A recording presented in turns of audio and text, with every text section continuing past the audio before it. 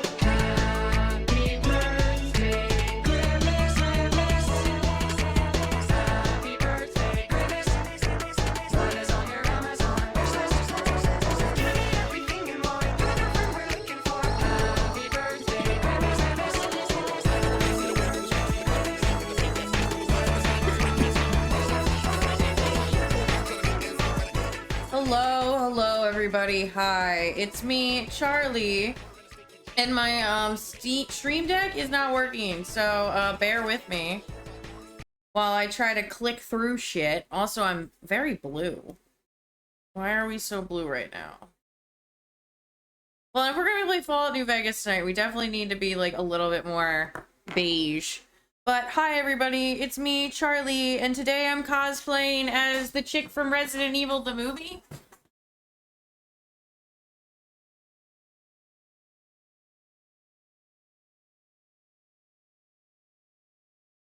Why? Because I had the shirt and the boots. And I was like, well, if I just part my hair and wet it, you know, it's not that different, you know? So that's where we're at today. We have Fall New Vegas Studio Day. I kind of wanted to talk about some drama that's going on. Well, some of it's not drama, some of it's dangerous. But I don't know if you guys saw, but Ethan Klein and Destiny are fighting. And I have not stopped laughing. It's been really funny. It's been very enjoyable. Destiny is consistently memeing all over Ethan Klein, and I gotta, like, maybe I should just find the tweet and read it off, because I feel like summarizing it is just gonna get me in trouble. But I literally could not stop laughing.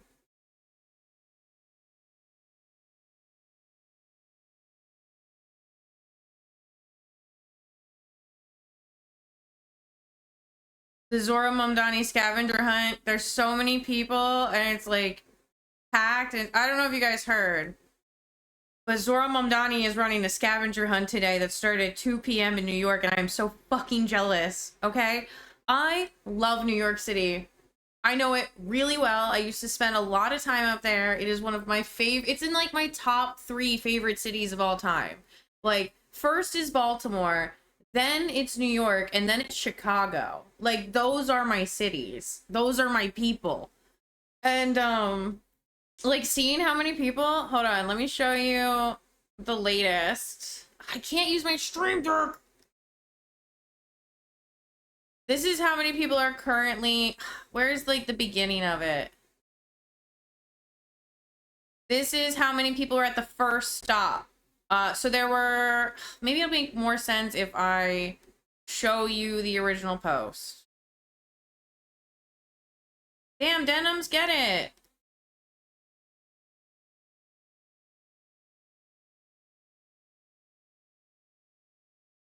I hope I didn't miss the download of any villains on the internet. Denims. Likes, because I don't think I bookmarked anything. I know I've liked a Zoran post. I know I've liked a Zoran post. Ah, here it is. Okay, so Hello, my friend. this was posted yesterday.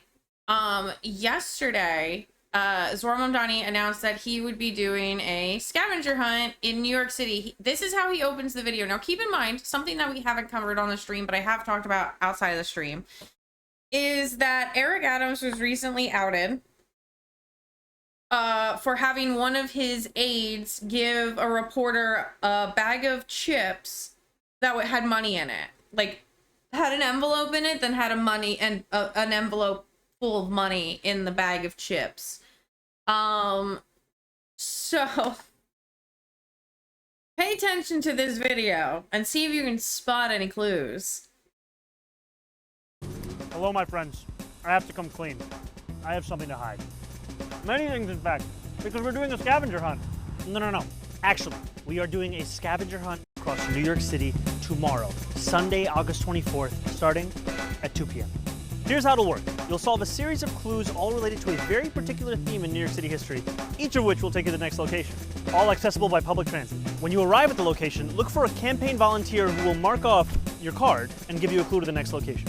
At the first stop, you'll get this card. At the final stop, you'll find a special surprise, not a wad of cash. So make sure you go all the way to the end. But don't take too long. You need to get to the final location between 5:30 and 7 p.m. Stay tuned for the first clue in a video tomorrow morning. Figure out the location and meet us there at 2 p.m. on Sunday to get your card and start the hunt. I'll see you tomorrow with the first clue. I'm so jealous. And he cleaned up after himself. What a king. God, I hate that I'm not in New York anymore. And I'm not even, like, able to travel to New York anymore.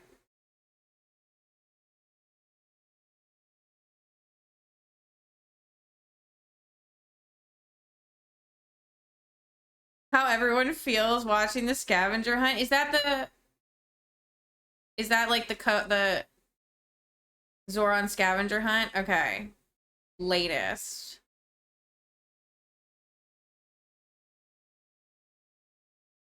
We made it, and wrapping around the block, the real prize was the stray cats hanging out at the end of the line. Based.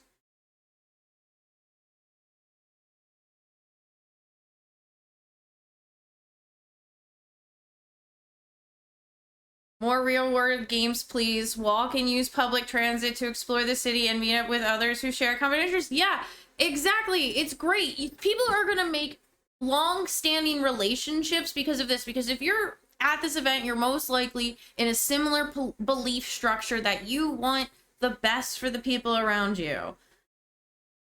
And so you're there, you've already got that established, and everybody's there to do something fun, and doing something fun and working together is great. Teamwork makes the dream work, okay? We always say like there's no I in team, but there is a me. Okay, well maybe there shouldn't be a me in team. Okay? Maybe we could just have fun and not make it like, oh, I have to be number one. It's like, no, we can all win, and we can all have fun while winning.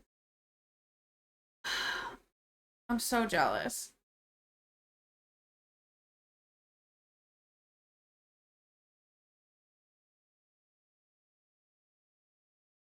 Maybe C7 is here, and I saw the New York Times talking to folks. It's just unbelievable what a savvy and fun idea this scavenger hunt was as part of the Mambani campaign. Yeah.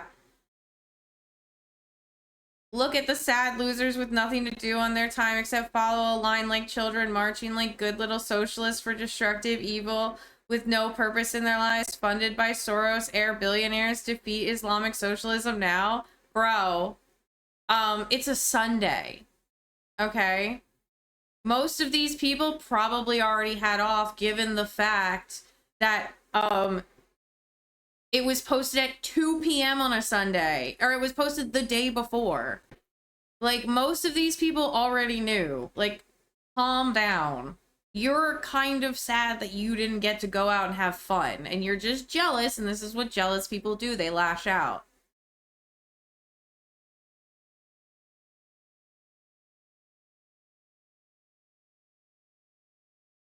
The tram is the last stop if you don't have a card. However, everyone going to Little Flower, which is the final stop of the tour.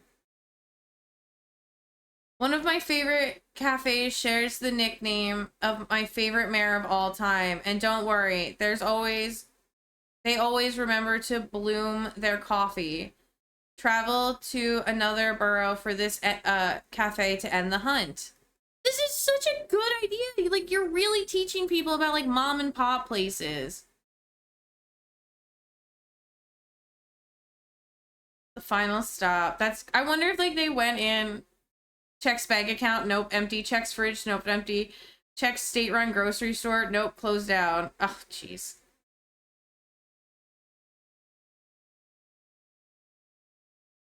People are just so like, they just hate having fun. They hate seeing other people have fun.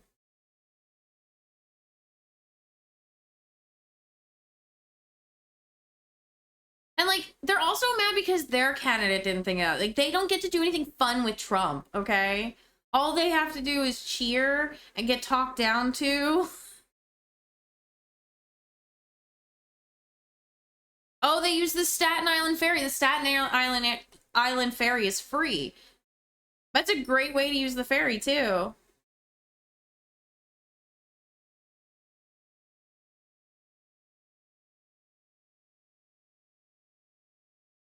I often quote this former mayor who said, if you agree with me on 9 out of 12 issues, vote for me. If you rearrange 12 out of 12 letters of this location adjacent to the bridge named for him, you get a rap may waltz, and yes, see a psychiatrist.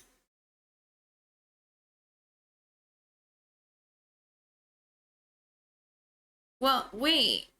What bridge? I don't even know who it was.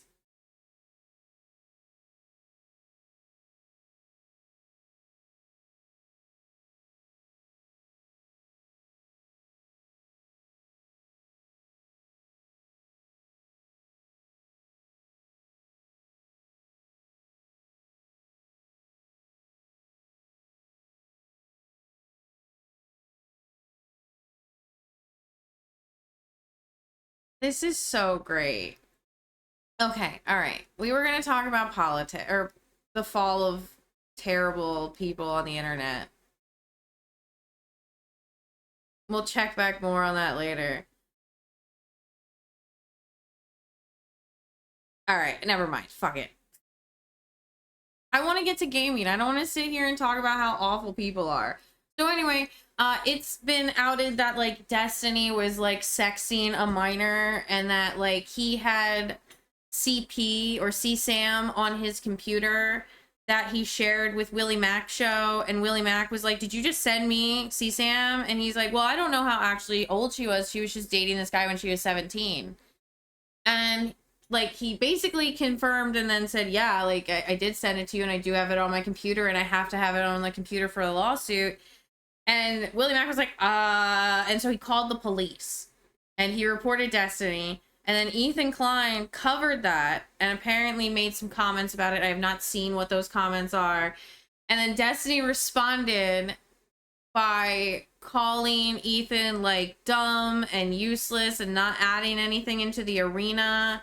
And then he edited the tweet to call Ethan and Gila genocide supporters and IDF sycophants and like all this other stuff.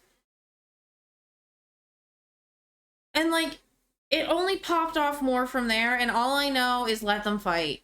Let them fight. I can't wait. I'm so excited. I will continue to enjoy this from the sidelines. But now that I've said that, I'm also noticing a little lag on OBS, at least in the camera. Oh, one other thing. Okay, so I went to hang out with one of my son's parents, so we've all made friends now, I guess. So they gave me this camera. It's a Canon ESO M100. I'm still learning how to play with it. I haven't had an ESO since like 2010. So I'm very excited, but it's going to be used for my yoga blog, but I think I can also maybe use it as like a webcam because I can plug an AV HDMI cord into this, which is what is on there. Maybe, hold on, I just want to double check it because that's an HDMI USB-C. Oh no, this is regular USB and regular USB and HDMI micro. I might be able to figure something out. But anyway, it's a really good camera and I'm really excited, and it was really sweet of them. Like, they did not have to do this. So, I'm like absolutely in love with it. I've been keeping it out here. It doesn't have the battery in it because I was charging inside and then I keep forgetting to bring the battery out. But yeah, I'd like to get to Fallout now.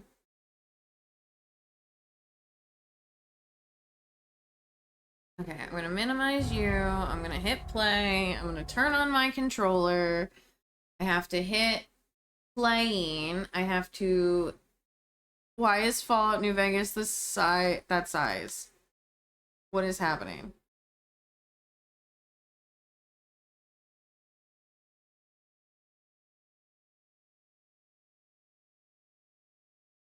Hello? Okay, there we go. So now I have to click into here.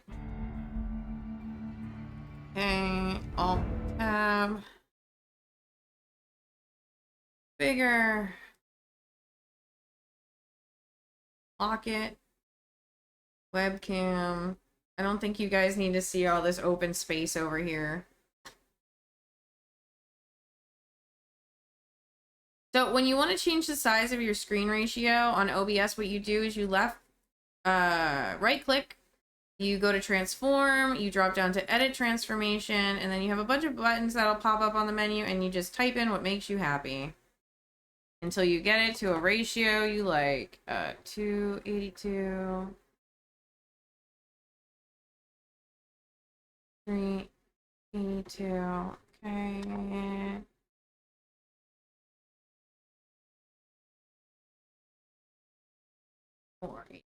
Oh, 482. Okay, that's a little better, but I have to make it longer. So then I have to make the top need to go up. So we'll try 211. That should be good.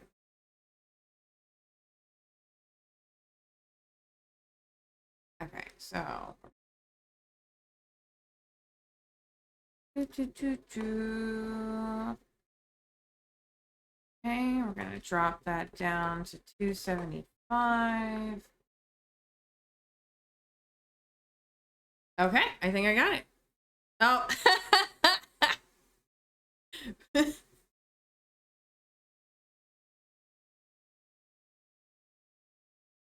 Oh, no source selected.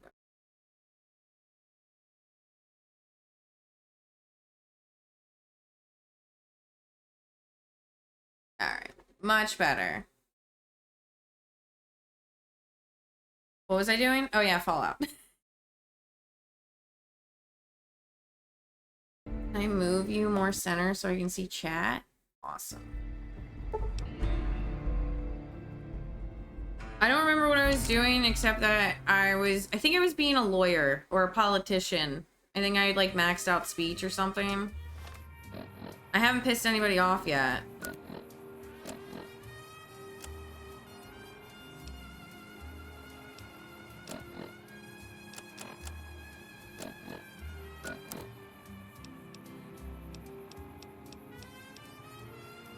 Wait, what's my stats? Okay.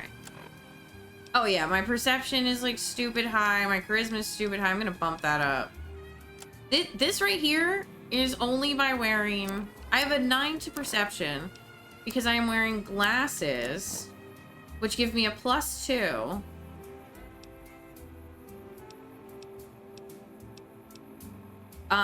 What? Hold on.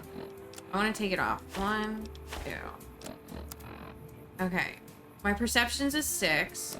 So then, if I go to glasses, glasses give me +2, and the storm chaser hat gives me 1. So, I have a 9 perception. So, basically what happens is I took one of the perks in the beginning that's called 4 eyes.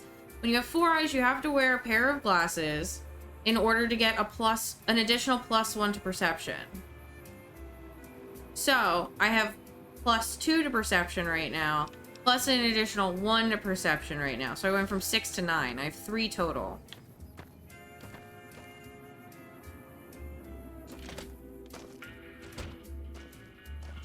McCarran doesn't like it when civilians wander into military outposts, so if you're here on business... I'm a courier, sir.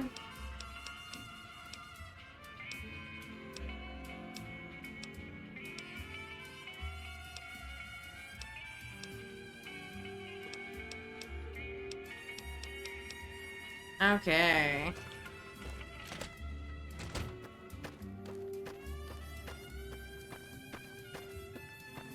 There's Legionnaire over there.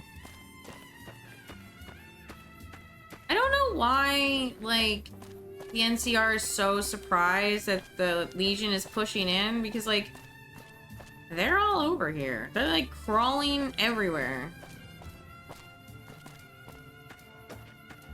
Also, I think I'm getting sick. My throat hurts. So if I, like, stop yapping for a while...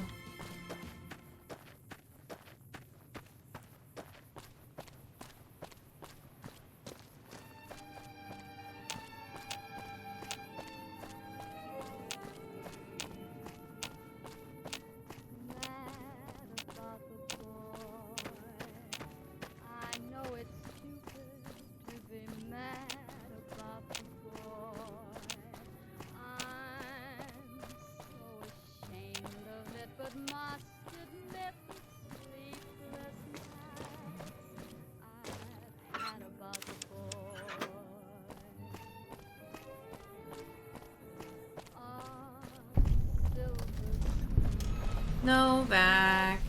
Novak's my favorite.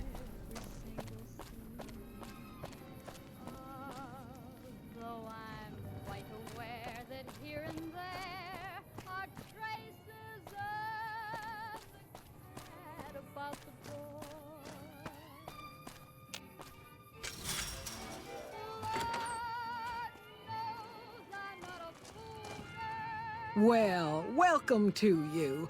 You look tired from the road. Why don't you relax a spell? Let this fine town take care of you. Oh, what am I doing? I got to thinking about making a good impression and plain forgot to tell you my name. I'm Jeannie May. I take care of folks here at the motel, long as they aren't troublemakers. We're in a little desert oasis, name of Novak. This is the Dino Delight Motel, and it's mine.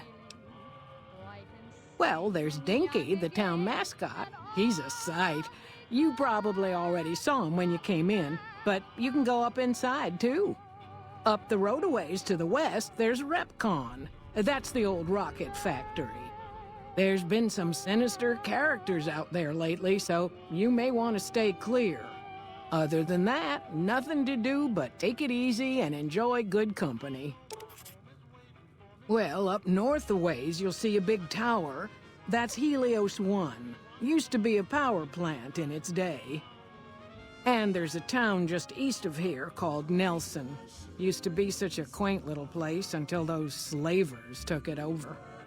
But we got our wonderful snipers keeping an eye in that direction, and so far, the slavers have left us alone. I just know what I've heard. There's supposed to be some ghouls that went in a while back. Why did her voice change Every like so that? often there'll be a commotion from that direction, explosions and such. Watch out for strangers. You're a stranger.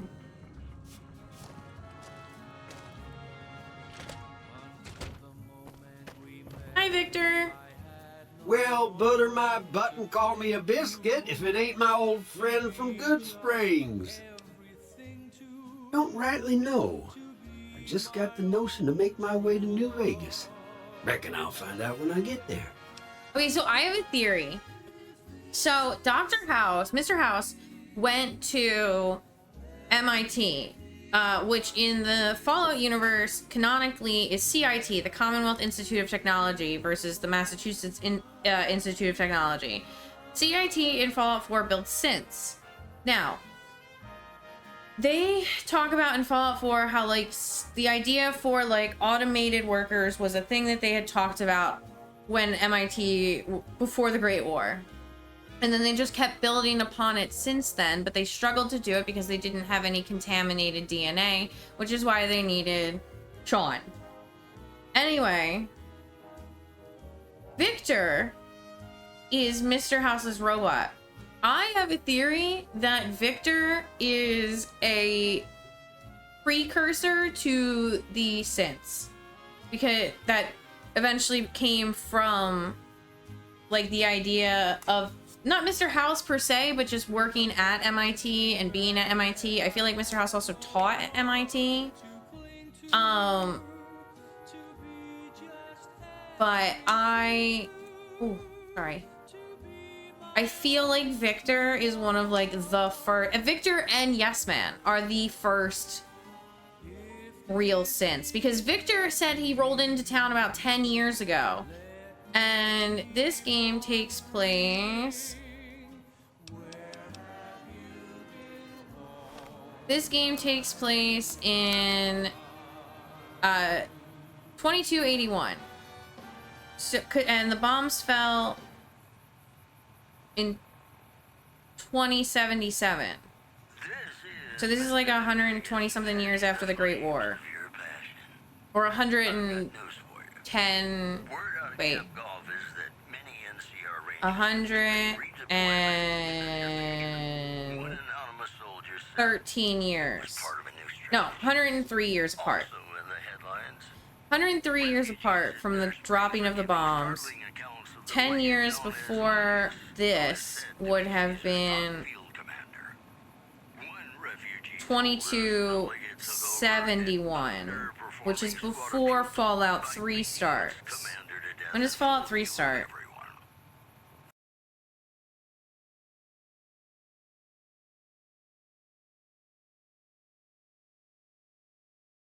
What year does Fallout 3 start?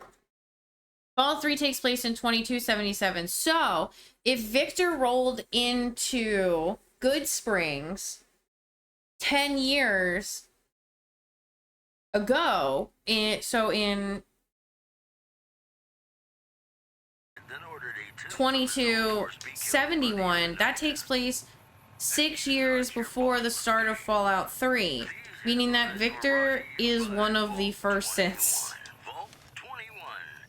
Hey there, friend. No? Well, this ain't New Vegas. I like you, Victor.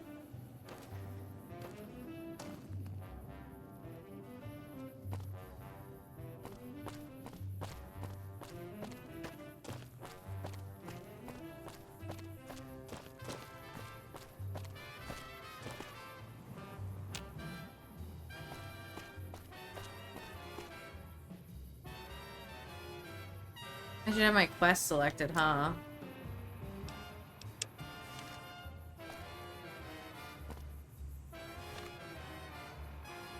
Head to Novak through Nipton, ask around Novak for your attackers, find them and then try to kill you.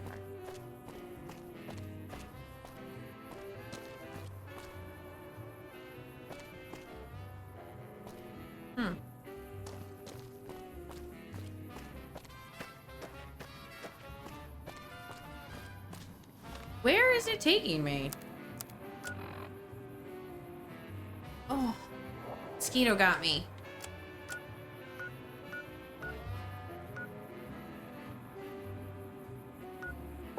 Okay.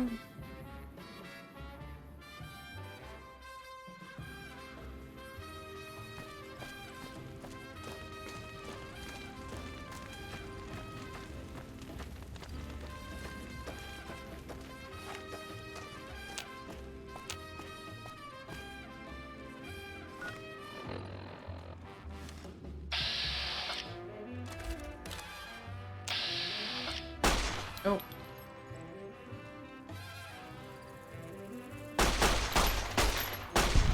Oh, I shot him in the tail.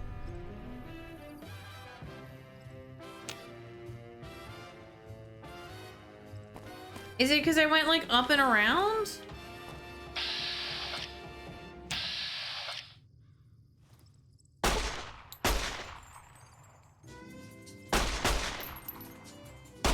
Got him. See, I think not Fallout. I think Fallout has been helping me get better at Fortnite. Because my aim is way better than it used to be.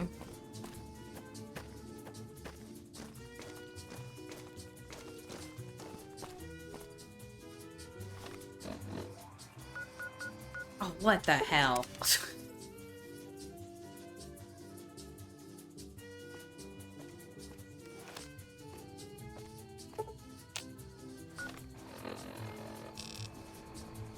Okay, I'm gonna go in and talk to Jeannie May, I guess.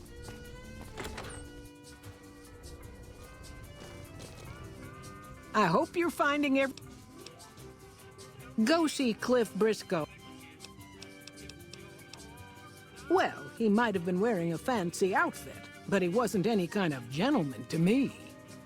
Had his nose stuck so high in the air you couldn't see it above the clouds. City folk. They always think they deserve better than what they got. Those hoodlums he was with seem to know Manny for some reason. He's our daytime sniper, up in the dinosaur's mouth. Well, let's see. Dusty McBride's been losing some Brahmin, but that's probably the...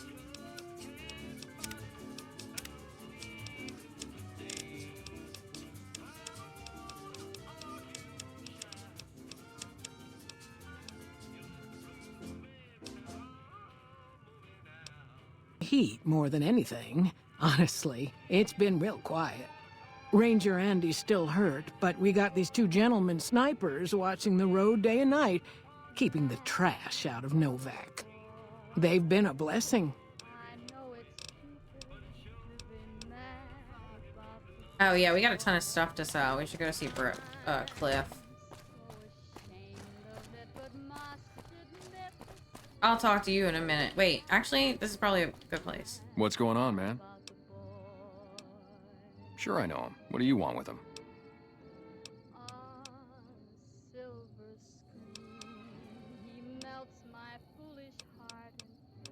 My charisma's really good.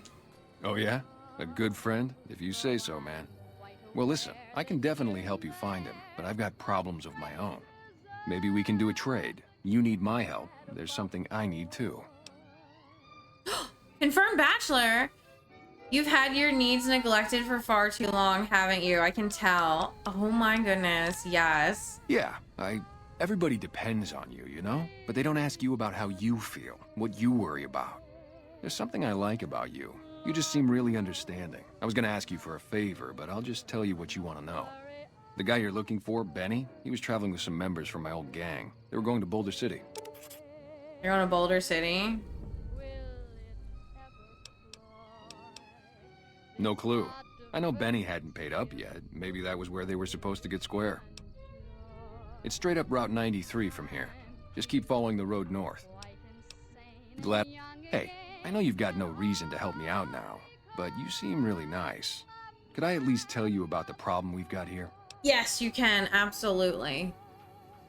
My butt is sticking to this leather so hard. I need a fabric chair.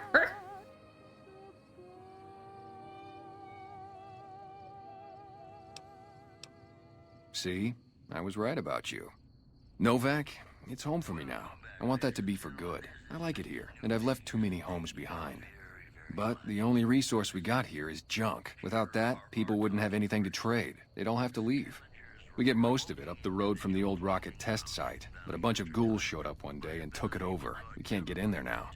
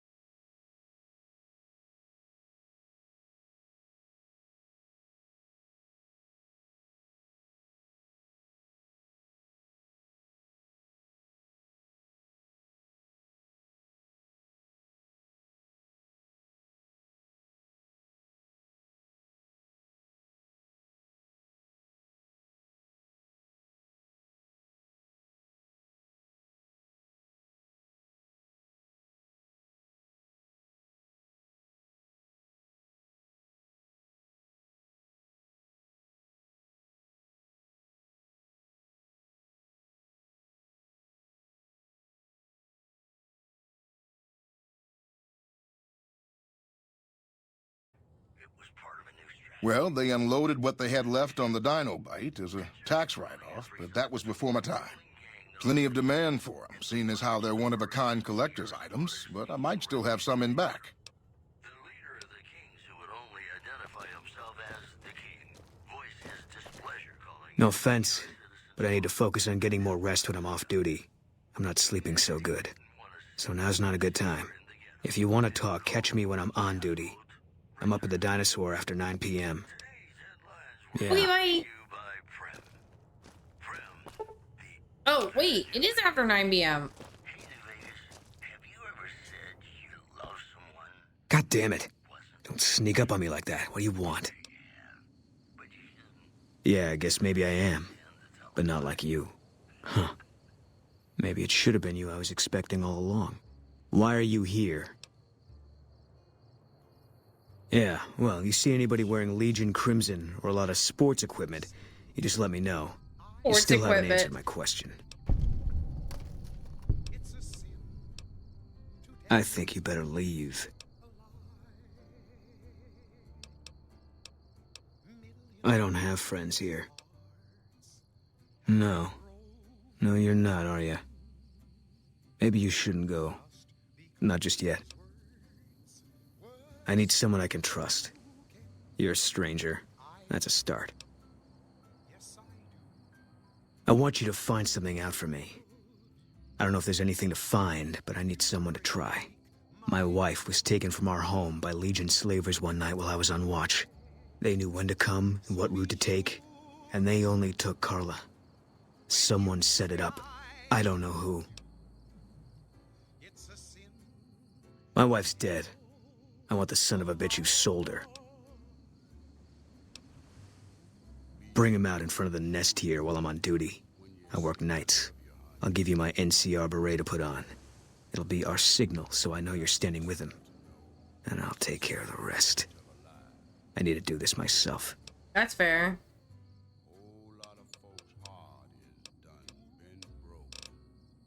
Good. I'll make it worth your while. And one more thing. We shouldn't speak again. Not until it's over. No one in town knows that I know what happened to my wife. Best they never know. Or the Legion will be after me next.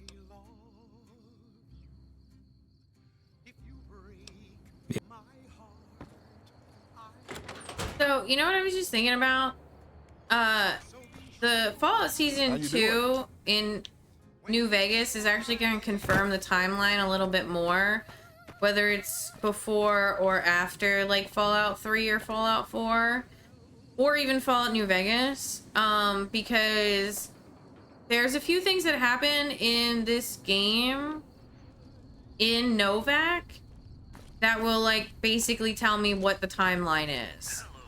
Like, for instance, the character that Boone is about to kill, whether Boone is going to be up there, whether Manny's going to be up there, whether Cliff Brosco, who takes over Novak after a couple of other characters die later in the game, will he be in charge? You know, Nobark. Nobark is a solid classic character from Novak. And, you know, I want to know.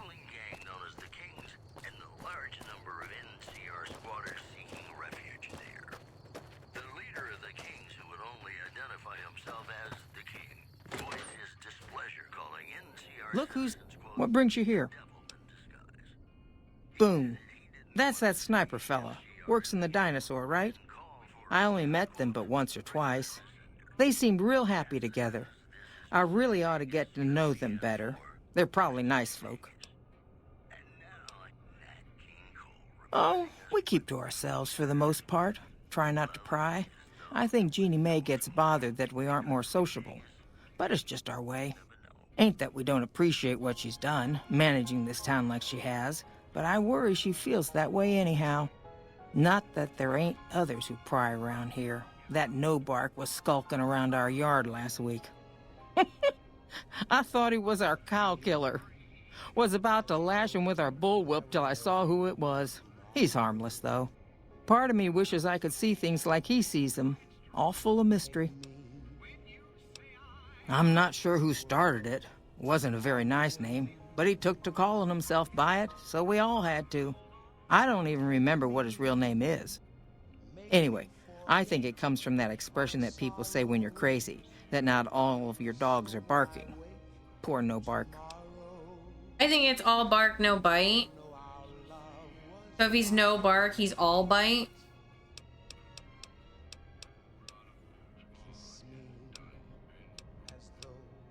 Oh, well, I'm Alice, and that handsome stranger yonder is my husband, Dusty. Going on 50 years now. I keep waiting for him to leave me for some young thing with platinum blonde hair and hoop earrings, but he still sticks around. Says it's my cooking. I think it's because I know which Brahmin udder you can milk without getting kicked in the noggin. We set up this ranch years back when Novak was just getting settled. But now, with all the danger on I-15, folks are starting to come through here from all over. Novak might just be the next Nevada boomtown. I love Novak. Nice of you to visit. How things treating you all right? Well, to be honest with you, I don't really know them two as well as I might. I remember she had an edge about her, like she'd rather be someplace else. This kind of life ain't for everyone, that's for darn sure.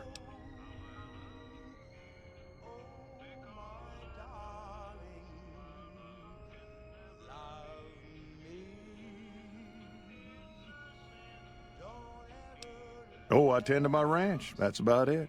Alice will tell you, I don't... Losing don't describe it. It's a massacre. A few more days and there won't be nothing left to lose.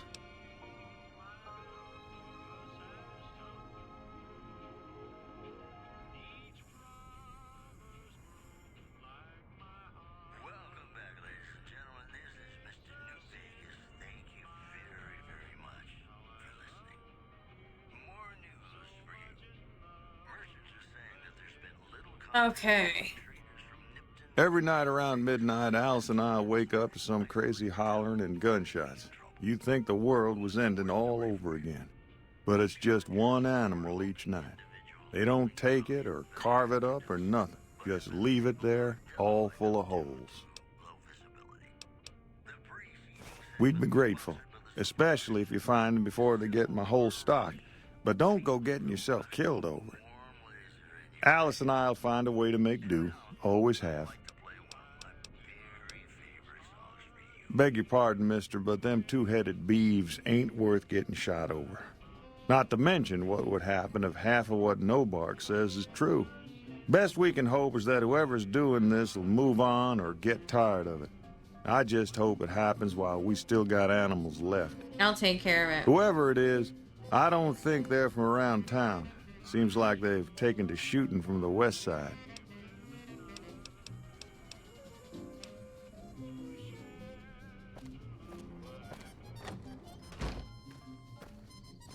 What time is it? It is 22, so it's like 10 o'clock.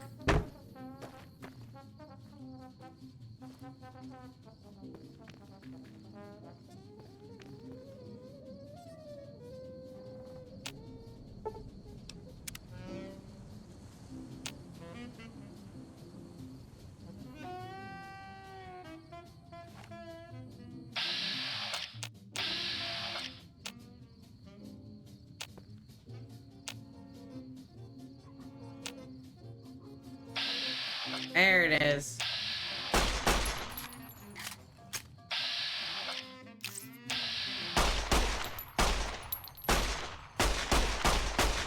I hit it.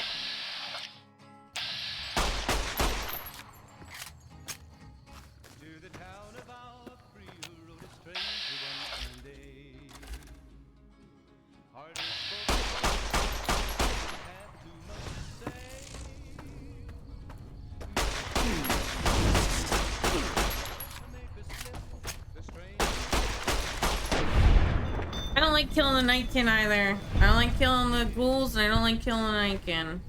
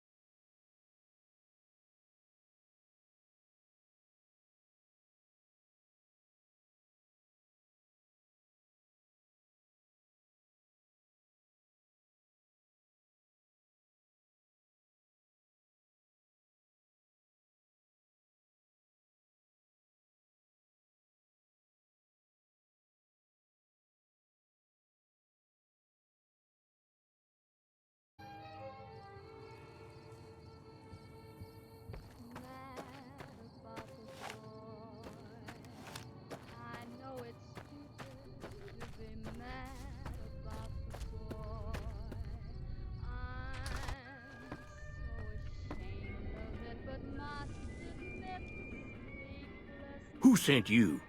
I ain't talking. They tried to get me to talk before, but I didn't say nothing. And I don't aim to now, by gum. We'll just see about that. You come any closer and I'm liable to stick you with my sticking knife. Old Stick is feeling mighty ornery this day. You sure now? It's kind of hard to hear you. Okay, just speak up a little. But not so much that they hear you. They got people everywhere, always listening. Seen it all. Seen shadowy folk come to his room and leave again in the middle of the night. Thought one might have gone in the lobby, too, for a spell. Could be that person went in to get something. Or used the John, maybe. Mighty interesting either way, you ask me. I thought it was cannibals, come to eat us all for sure. So I kept out of sight. But now I know better. More rat men come up from the underneath to steal young women with promises of riches and fancy mud mansions with all the latest designer appliances. They covered our lady folks' long hair for wigs, it said, being either bald or balding themselves. There's been things of a disturbing nature going on at the McBride Corral. I took care of it. Seems every night one of their herd meets a most unnatural death. And always there's holes all over the body. Work of the chupacabra, the livestock vampire, says Nobark. But they don't pay no mind. Too many holes, they say, and there's bullets in them. Well, says Nobark, we got a chupacabra with an automatic weapon. And that's when they get real quiet, because now they see the predicament we're in. I come face to face with the chupacabra himself one night, whilst I was investigating whether this gecko was hiding his treasure from me. He was the meanest, ugliest chupacabra you could imagine. Had 2 heads and fangs down to the ground. Best I could tell anyways, since when he come up to me, he was invisible. Had himself a blunderbuss, what would rotate and shoot bullets real fast out of a backpack. Never seen nothing like it. Walked right past me having an argument with somebody. But I only saw one chupacabra, so I guess the other fella had to be invisible too. Only more invisible than the other one. Folks will tell you that they seen ghouls up near the rocket factory. Sensationalist hooey, cooked up by superstitious yokels, seeing phantoms of their own imagining. Ghosts. Commie ghosts what don't know they're dead. Hoping to steal our rockets so they can fly up and paint the moon pink and draw a Lenin face on it. I seen one of them disappear and reappear before my very eyes. Although, being a scientist, I have to admit I might have just blinked for longer than usual, what with the shock of seeing a commie ghost and so forth. 'Cause they know I ain't just barking here. What I say has got bite. Oh. 'Cause it's the truth. Them quack doctors can say what they want about all the rat scorpion stings that done pierced my skull. I know what I seen. I don't trust a man that doesn't have something strange going on about him, 'cause it means he's hiding it from you.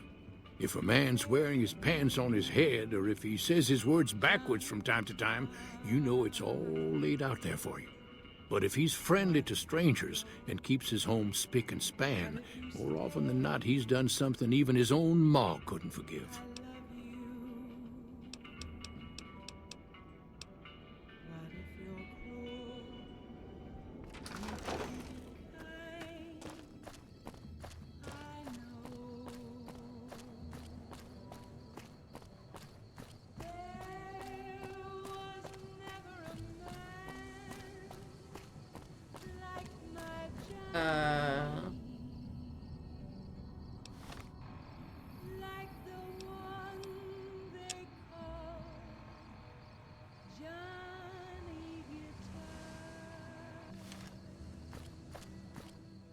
So many markers on the map because I still have to talk to so many people. But Nobark said the lobby. I hope you're finding it. How should I put it?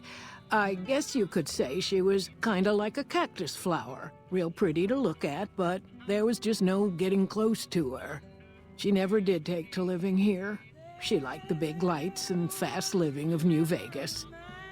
I got the feeling she was trying to get Boone to leave with her, but I guess she got tired of waiting. Nothing that wouldn't be wrong with any man who loses a wife, I suppose. Poor dear.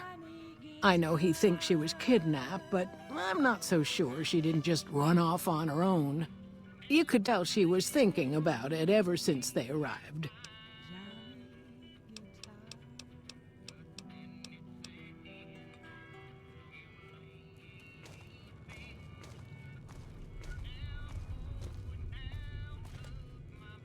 Well, that was easy. Folks, this is Mr. New Vegas, and I have a good feeling about all.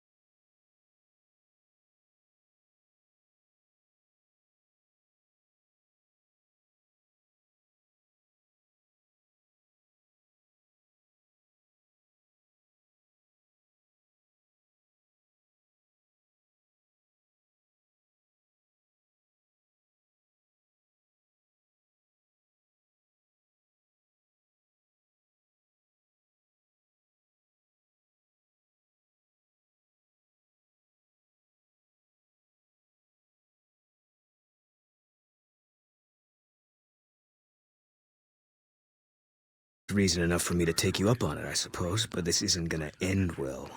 Fine. Let's get out of here. Who's gonna take over his shift?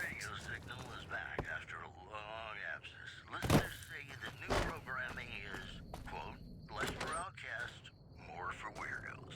Hey there. If you want to buy something from a shop, come. Play a song for you right now, and it's about that special someone you find only once in a blue moon. Who reminds me of one of my coworkers that was pretty cool. That's cool.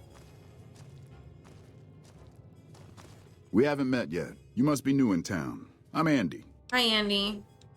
Right now, a whole lot of sitting on my I like keys from Boone. counting cracks in the ceiling.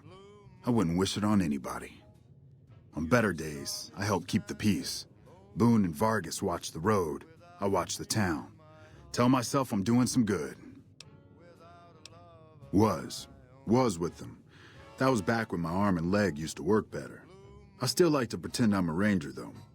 I'll check in with the guys up at the station pretty regular on the ham radio. Sometimes they stop by, tell me they're paying their respects, the smug bastards. They haven't been responding to me last couple days. I guess they got tired of hearing me talk, but it still got me a little worried. Hell, listen to me talk, like some damn mother hen.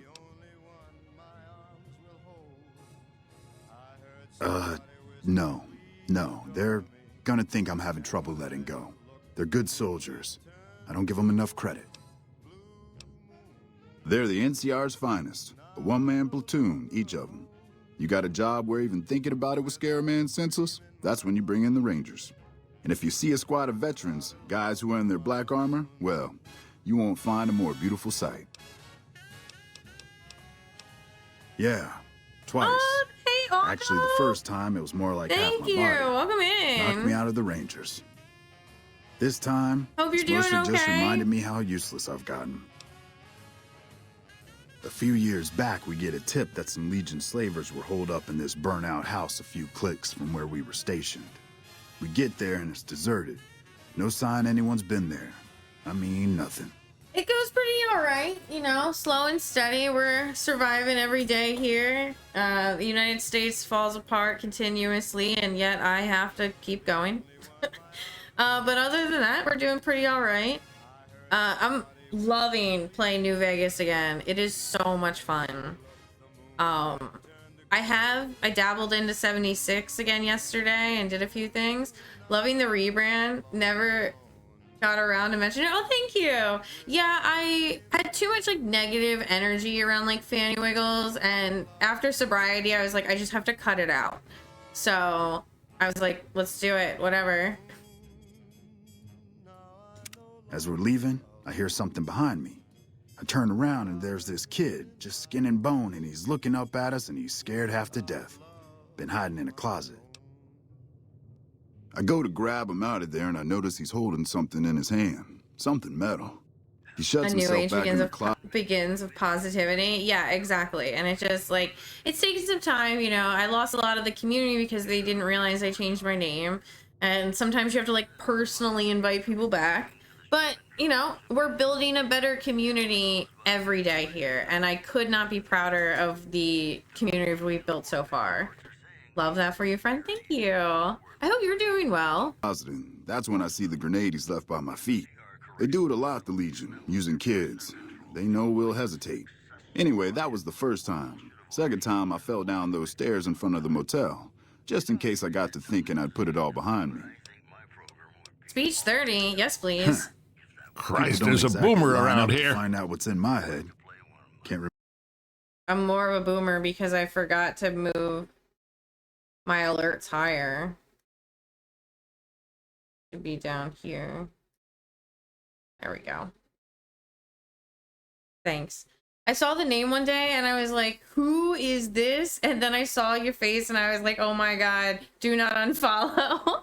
Doing amazing, trying to survive as well. I know these tariffs are killing us, and like it's a nightmare. It's an absolute nightmare.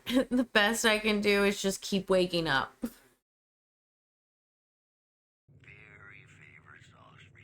Huh. People don't exactly line up to find out what's in my head. Can't remember the last time someone suggested I knew something worth knowing. Why is... You know, oh. Maybe there's something I can do for you.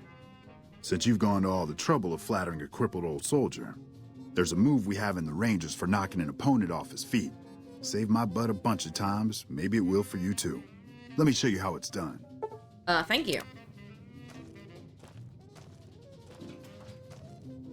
You'll get the hang of that takedown. I had trouble learning it at first, too. That's not... I want to... Wait. How do I get him to agree to send me... Yeah, twice.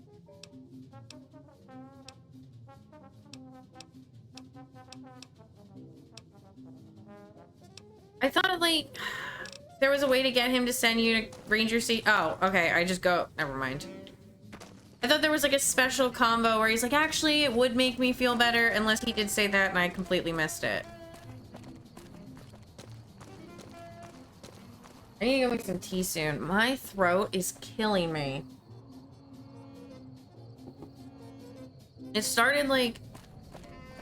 You gotta go back in, I think? No, I got the note. I got the note. Unfortunately for me, I can't slander the government as much as I would like to because I got married and my wife is still in Mexico and we are trying to get papers in order, so they are using any excuse to deny your residency, so I'm stuck.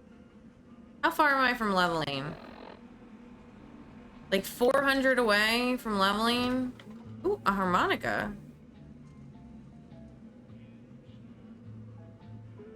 Okay. Probably search your bodies. Oh, they left all this stuff on them. Not her. Unless I already cleared it out.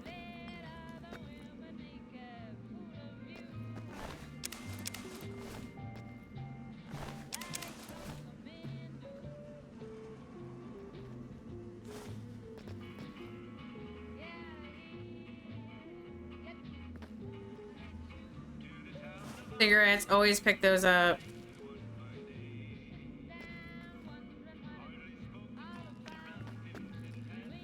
Wait, where's the guy that talked to me? He's not here.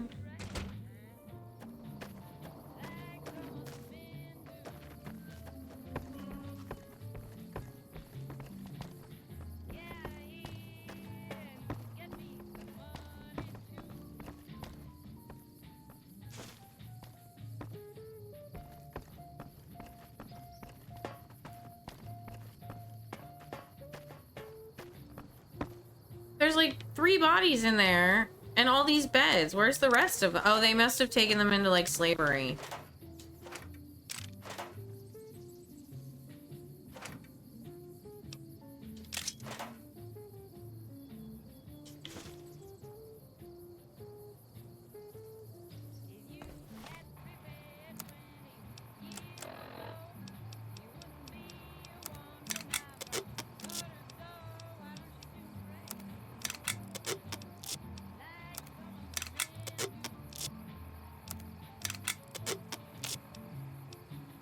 NCR Ranger Patrol, yes please.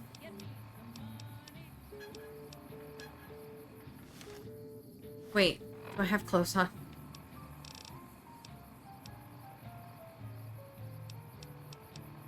I really need to give that hat back to... Oh wait, Boone has his hat. Critical chance and... Oh yeah, +1 more to perception. I'm still at +9.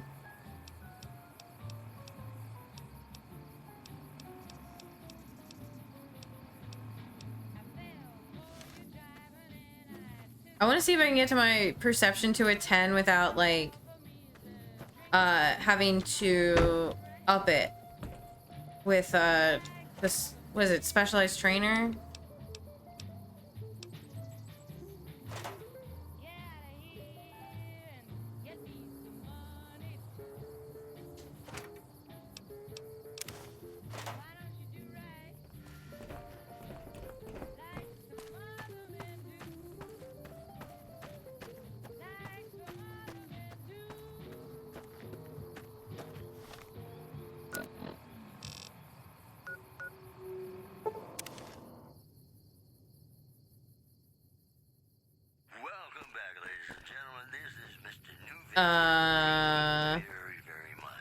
Oh yeah. If you like news, you're gonna love our next segment. Citizens of Outer Vegas are flocking to the strip in droves amid a wave of terror caused by a band of raiders known as the Fiends. Those who can afford passports are... Any word on Station Charlie? Not well. What? What happened? Our correctional facility is now Those were good men at that station. Good men. This whole town was sleeping a lot easier because of them. Now, who knows what we're in for? The Legion? Christ. We'd be better off with raiders. I don't know about well, thanks that. for telling me. I know that knowledge didn't come without risk. Here, take this. Courtesy of the Ranger Veterans Fund. Caesar bans drugs. Like, no one in Caesar's, like, Legion at all is allowed to take drugs. Except for, like, Caesar, and he's, like, really only just doing, like, cancer treatment. And it's not, like, Jet or Hydra or any of those things. So, like, I don't know if you would be better off with raiders. And, like, Caesar's Legion isn't that bad with traitors either. Like, they do things to protect the traitors moving through their territories.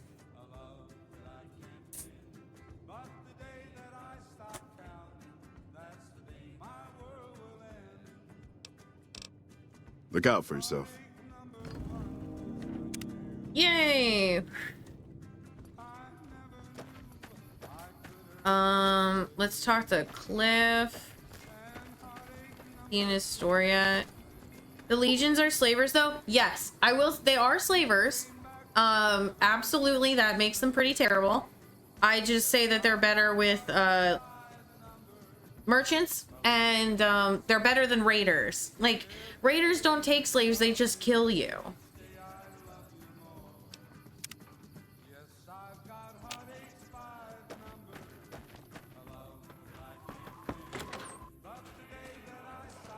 Cliff.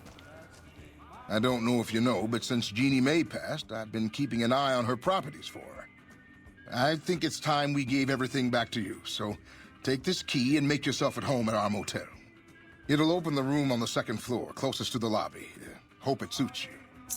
Thank you. I killed Jeannie May. Do I still get my discount? I didn't kill her, though. Come back. I did not kill her. Boone killed her.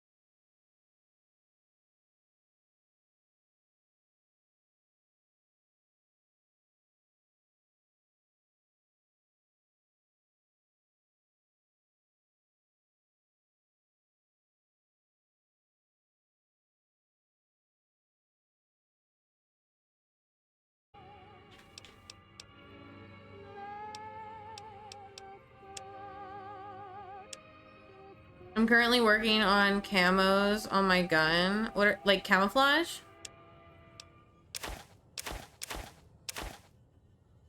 I'm never gonna use these magazines.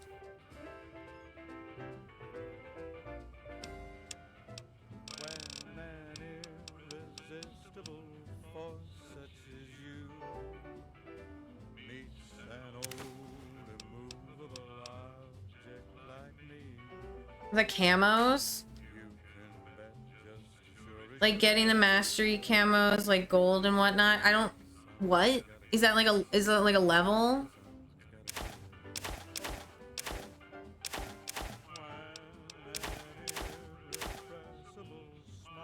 Like a placement?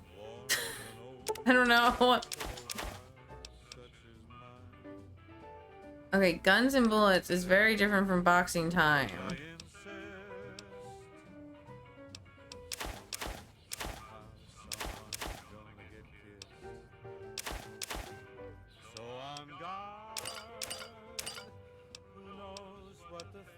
It just makes your gun look cool. Oh, okay. So like, you're playing dress up. Got it.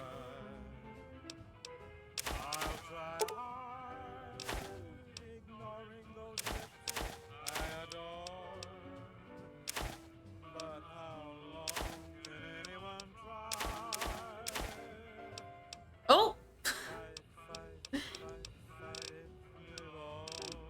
I'm gonna look fabulous. Excellent.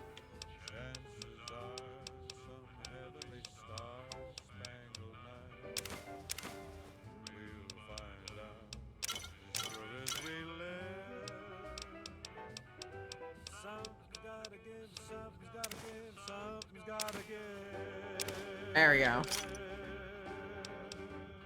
Come back soon now. Okay. Hello, I finally don't sound like a 60-year-old man who chain smokes 6 packs a day. You gave it to me. I'm sick now. Well, okay, so it started because, like, there's, like, a big hole. Like, exit hole for my pipe, right? And so there's no filter in there, so sometimes, like, the embers come right into my throat. And that happened, and then last night, I had some cereal, and it scratched it even more, and now, like, this whole side of my throat hurts, and my lymph nodes are all raised. But anyway, hi, Tim.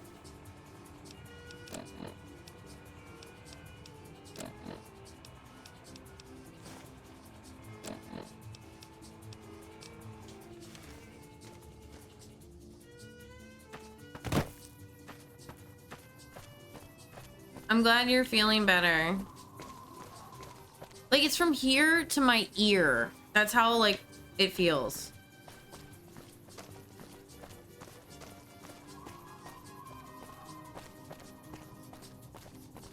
Alright, we're going to RepCon.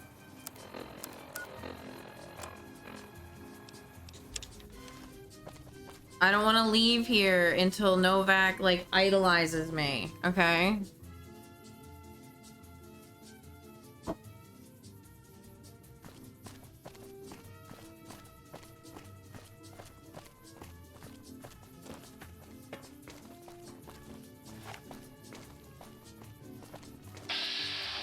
No.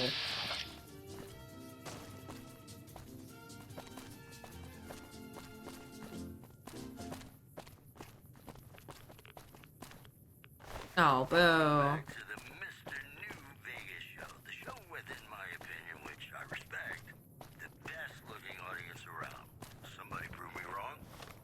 More news for you. In the Cigar Correctional Facility is now under prisoner control following a successful riot. Locals should avoid anyone who looks like they've done time. In other news, the Black Mountain radio signal is back after a long absence. Listeners say the new programming is, quote, less for outcasts, more for weirdos. This program was brought to you by Gomorrah. It'll be our secret. Go to my for you right now. And it's one you find only once in a blue moon. Oh my god, did Boone kill him already?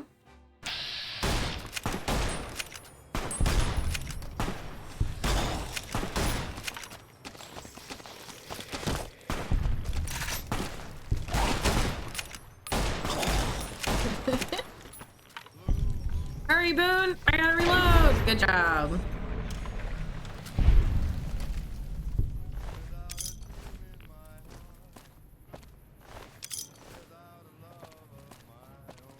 Hi, Blue. I am currently playing my own post-apocalyptic game as well. I am playing Horizon Zero Dawn.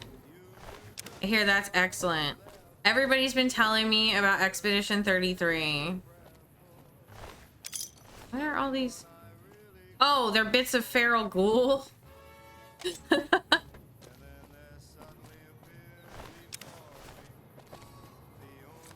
Eat this.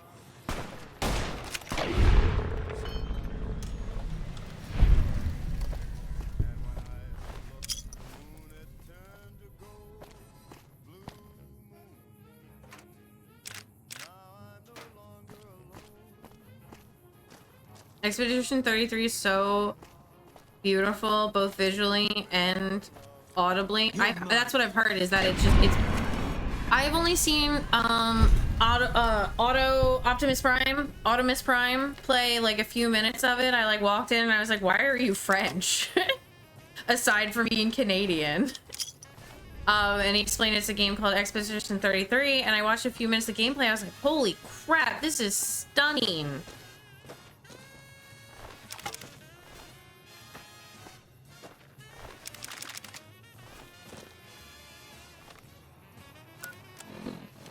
Okay.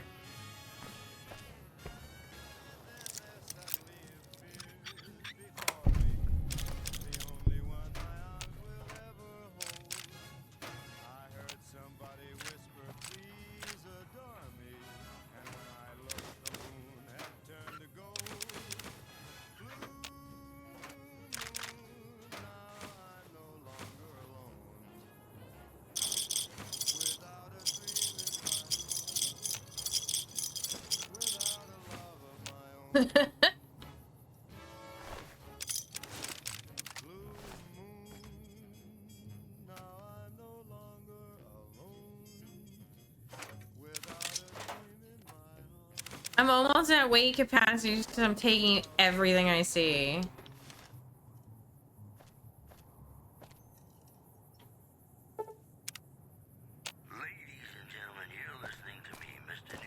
I could probably stand to drop the rhubarb club though.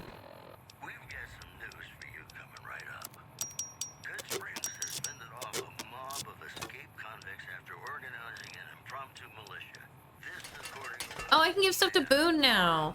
I'm so used to keeping everything for myself.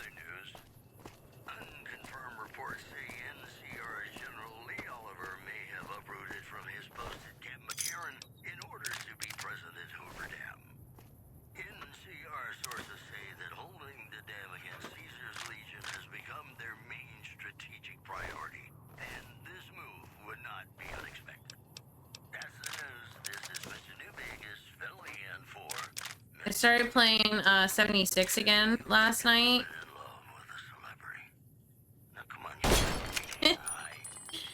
And I was having a pretty okay time. I did one of the new missions where you have to like kill a bunch of mutated creatures, and the only way to kill them is by doing their specific mutation. So like the event I was in is you could only kill the creatures with a melee weapon, but you could damage them with anything, but they could only be killed with melee. So what ended up happening is a lot of people brought guns, but then they would just like whack them with the gun really fast and then they would die. It was pretty fun. I only played for like a little bit.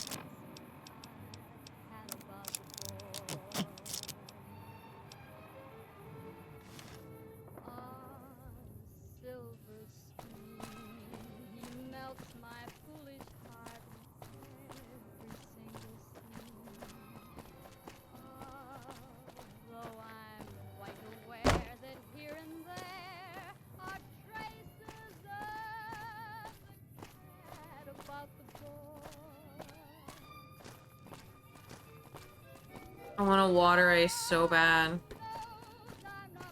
Or a popsicle, just something like cold and easy to swallow.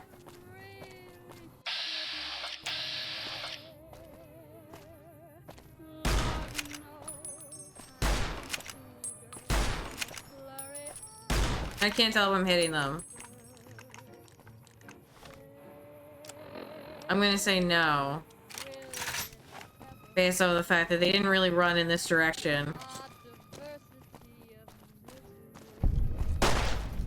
Eat this.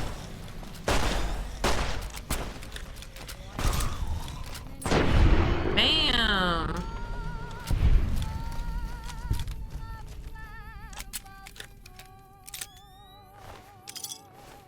I like the noise it makes. It's so soothing. Ew. Bobby pins.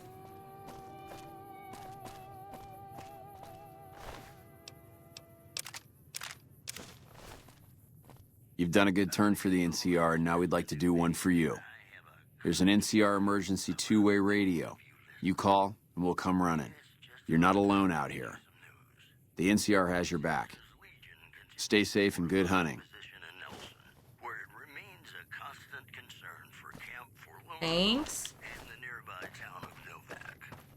I've never used that thing. Not once.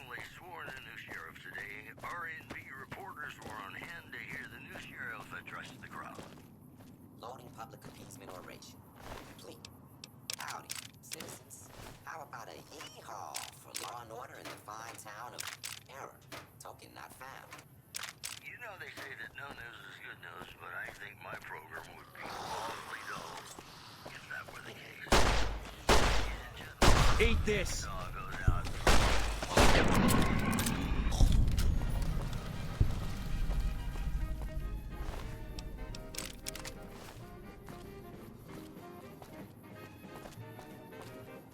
I think when we get to Blight or Bright or whatever his name is, Joseph, I'm gonna take a pause. We'll switch to Jurassic Park for a moment while I eat something cold. I finished the new Mafia game. It was very nice to see the way they design old Sicily. Ooh, I haven't even heard of that. Is it called Mafia?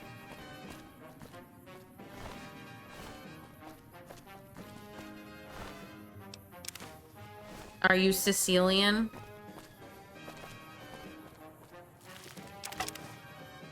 Mafia, the old country.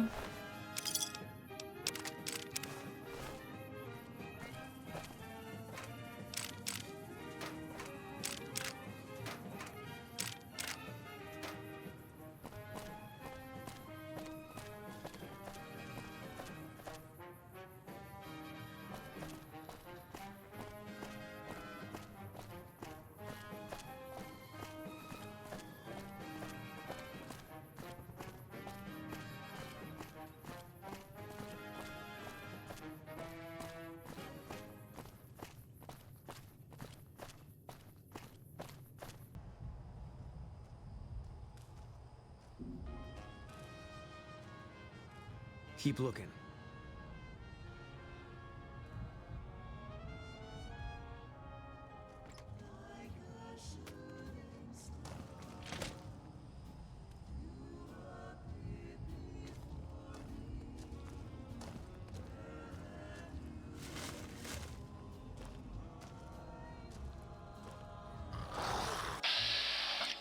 You're mine.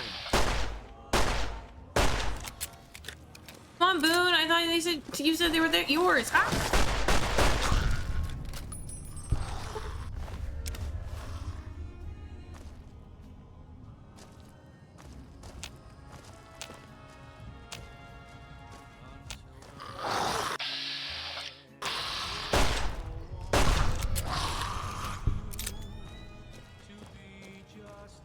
Spotted. Where?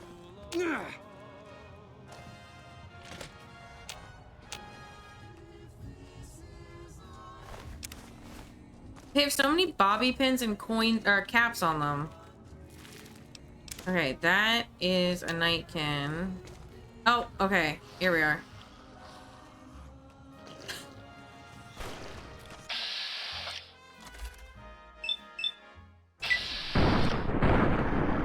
I started a replay of this the other day, but I'm a Fallout 4 girly in my soul, so it was hard. I've played through New Vegas. I just really like the exploration more than anything else, and I don't really care about story. Bad, I know. However, Victor could get it. Based. No, I get that. What I love about New Vegas is that, like, it feels like a smaller map, but there are some crazy things all over the map if you just ignore the plot. Like, you can't deselect a quest, but if you do like a small quest that's like really, really tiny, it won't select a new quest once that's finished. So then you're just free to do whatever you want without quest markers. There's also a what's the word? A perk that you can take that opens up all of the locations on your map. It just like shows you where they are. Hey, mommy. Thank you. But I love exploring in this game. I was actually thinking about, once I was done this, I was gonna go get a birthday hat so I can put my birthday hat cosplay back on. But no, it's fine. My first game was New Vegas. I never played 3, and then I immediately played 4. Everybody's got their favorite. No, I don't want the rhubarb club. Rhubarb.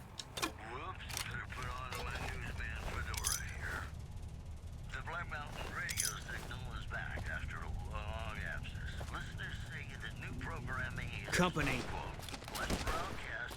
Eat this.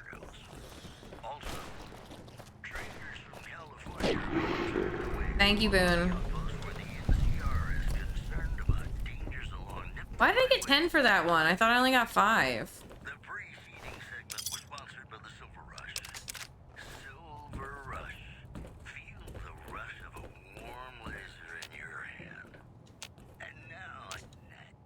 All right, Smoothskin. I'm letting you in.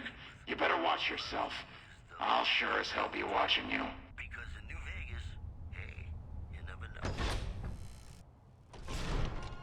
God, but are you ugly.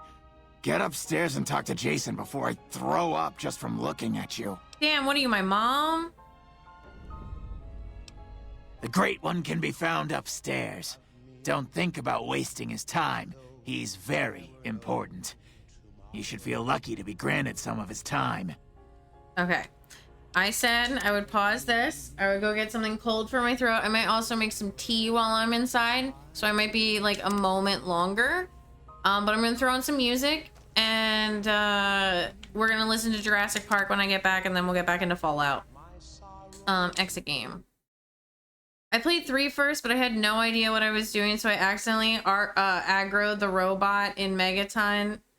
And then the whole city was aggro. And I didn't know about quick saving a lot, so I left and went to some store where these fire ants wrecked me. So I was like, okay, fuck this, LMAO. And then Fallout 4 was next. And then I played Vegas after that. Yeah, no, that's a better experience. Fallout 4, the opening of Fallout 4 is much better than that. My Stream Deck, it has crapped out on me. I don't know what happened to it. Here's some Jurassic Park ambience to get you guys hyped for when I get back. Oh, wait, is Fish working? Yes, it is. Okay, Fish is working for you guys. I just can't do it because of my Stream Deck. Anyway, I'll be right back. Oh my god, I hit the button and none of them are working. Great white shark, nice catch, Tara.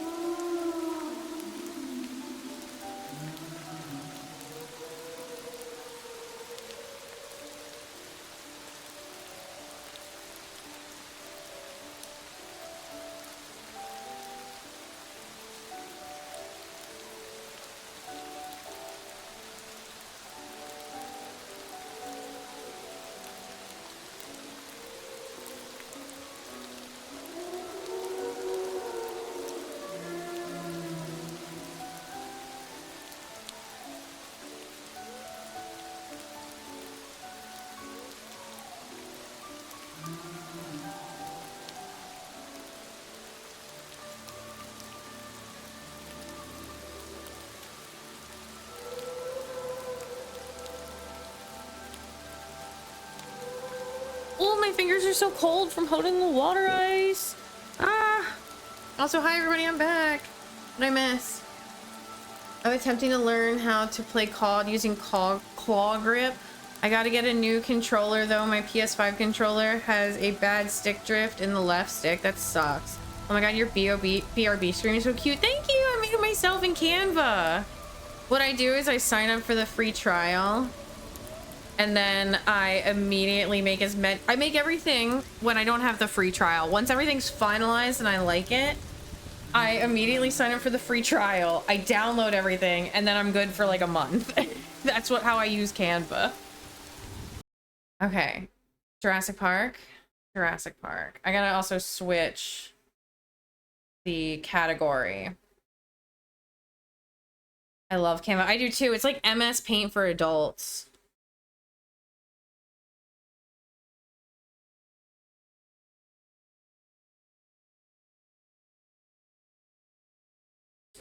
All right. Something warm and so wet. for those just tuning in, I have to pull up the Canva thing.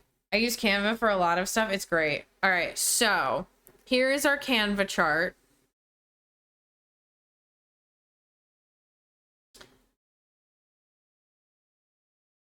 Currently, the characters are Alan Grant, Ellie Sattler, Ian Malcolm, Donald Gennaro, Ed Regis, who is dead now, Tim, Lex, John Hammond, Muldoon, Dennis Nedry, who is also dead, Henry Wu, John Arnold, and Jerry Hardy. You can see I kind of gave up by Jerry Hardy. I was like, he's a veterinarian. What do you want me to do? And currently on the map, this is a refresher for myself. All right, last we left our intrepid adventurers. The cars have been flipped over into the Tyrannosaur paddock and or whatever this is, the Triceratops area. The big T-Rex is somewhere over here in the lagoon area. Tim and Grant, I believe, are somewhere in this area because they said they could no longer see the T-Rex, but they could hear it. They were in some kind of tree line. I'm assuming there's a tree line between like here and here. So they're here. Baby T-Rex is unknown. He's just placed over here at this time because last he was seen crossing the road. We have the rocket launcher with the other Jeep over in the Sylphodon paddock, just outside of the Dilophosaur, where Dennis Nedry was unalived. We have Henry Root, John Arnold, Gennaro, and Hammond hanging out. We got Muldoon and Jerry in the Jeep. Then we have Ellie taking care of Ian Malcolm. Raptor Squad has not been introduced yet. So, Arnold has flipped on and off the power. They are now trying to get everything working. These guys are up in a tree, and Malcolm is battling. The park. A faint crackling sound, like a fire in a fireplace. Something warm and wet tickled Grant's ankle. He opened his eyes and saw an enormous beige head. The head tapered to a flat mouth, shaped like the bill of a duck. The eyes, protruding above the flat duck bill, were gentle and soft like a cow's. The duck mouth opened and chewed branches on the limb where Grant was sitting. That's gotta be He saw so cute. large, flat teeth in the cheek. The warm lips touched his ankle again as the animal chewed. A duck-billed hadrosaur. He was astonished to see it up close. Not that he was afraid. All the species of duck-billed dinosaurs were herbivorous, and this one acted exactly like a cow. Even though it was huge, its manner was so calm and peaceful, Grant didn't feel threatened. He stayed where he was on the branch, careful not to move, and watched as it ate. The reason Grant was astonished was that he had a proprietary feeling about this animal. It was probably a myosaur from the late Cretaceous in Montana. With John Horner, Grant had been the first to describe the species. Myosaurs had an upcurved lip, which gave them the appearance of smiling. The name meant good mother lizard. Myosaurs were thought to protect their eggs. So he was until... like one of the people that actually like contributed to the creation of this dinosaur because he was doing digs out in Montana. The babies were born and could take care of themselves. Grant heard an insistent chirping and the big head swung down. He moved just enough to see the baby hadrosaur scampering around the feet of the adult. The baby was dark beige with black spots. The adult bent her head low to the ground and waited, unmoving, while the baby stood up on its hind legs, resting its front legs on the mother's jaw, and ate the branches that protruded from the side of the mother's mouth. The mother waited patiently until the baby had finished eating and dropped back down to all fours again. Then the big head came back up toward Grant.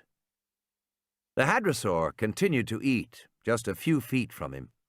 Grant looked at the two elongated air holes on top of the flat upper bill. Apparently the dinosaur couldn't smell Grant.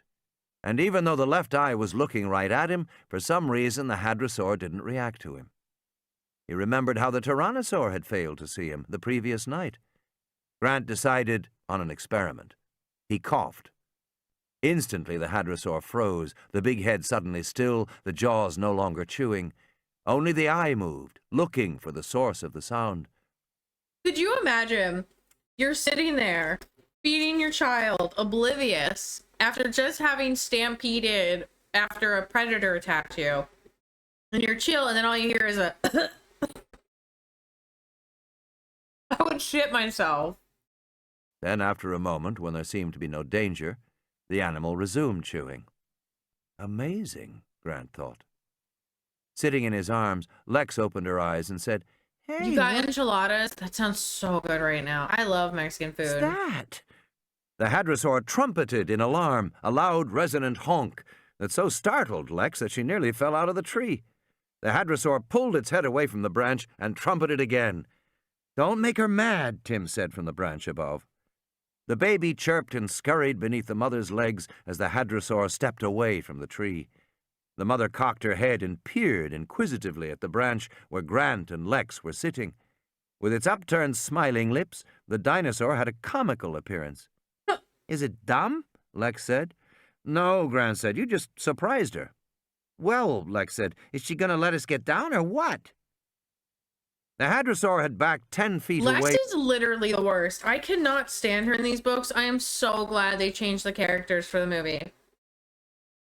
Even if they had kept Lex as, like, Timmy's role in the, like, even if they kept the roles the same, I'm glad that they changed the personality types and everything. Because it's so bad. From the tree, she honked again. Grant had the impression she was trying to frighten them away. But the dinosaur didn't really seem to know what to do. She acted confused and uneasy. They waited in silence, and after a minute the hadrosaur approached the branch again, jaws moving in anticipation. She was clearly going to resume eating. "Forget it," Lex said. "I'm not staying here." She's so annoying. She started to climb down the branches. At her movement, the hadrosaur trumpeted in fresh alarm. Grant was amazed. He thought, it really can't see us when we don't move. And after a minute, it literally forgets that we're here. This was just like the tyrannosaur, another classic example of an amphibian visual cortex. Studies of frogs had shown that amphibians only saw moving things like insects. If something didn't move, they literally didn't see it. The same thing seemed to be true of dinosaurs. In any case, the myosaur now seemed to find these strange creatures climbing down the tree It's because of the frog DNA, just like the sex changes. upsetting. With a final honk, she nudged her baby and lumbered slowly away. She paused once and looked back at them, then continued on. They reached the ground. Lex shook herself off. Both children were covered in a layer of fine dust. All around them, the grass had been flattened. There were streaks of blood and a sour smell. Grant looked at his watch. "We better get going, kids," he said. "Not me," Lex said. "I'm not walking out there anymore." "We have to." "Why?" "Because," Grant said, "we have to tell them about the boat. Since they can't seem to see us on the motion sensors, we have to go all the way back ourselves. It's the only way." I'm sorry, it's too late. I don't care anymore. Those raptors can go ahead and get to the mainland. My survival is more important. Why can't we take the raft? Tim said. What raft? Tim pointed to the low concrete maintenance building with the bars where they had spent the night. It was 20 yards away across the field. I saw a raft back there, he said. Grant immediately understood the advantages. It was now 7 o'clock in the morning. They had at least 8 miles to go. If they could take a raft along the river, they would make much faster progress than going overland. Let's do it, Grant Especially said. with all the free dinosaurs. End of Side 8. I've been playing Oblivion Remastered and COD a lot. I've been really digging the Fallout stuff again. It's been so much fun. You've been making me want to play Warzone. Fortnite was really fun the other night. I had a really, really good time. I was super excited. I got 4th, I think, twice. I hope next time it'll be stable enough so you and I can do teams together, Blue. 9. Arnold punched the visual search mode and watched as the monitors began to scan throughout the park, the images changing every 2 seconds. It was tiring to watch, but it was the fastest way to find Nedry's Jeep, and Muldoon had been adamant about that.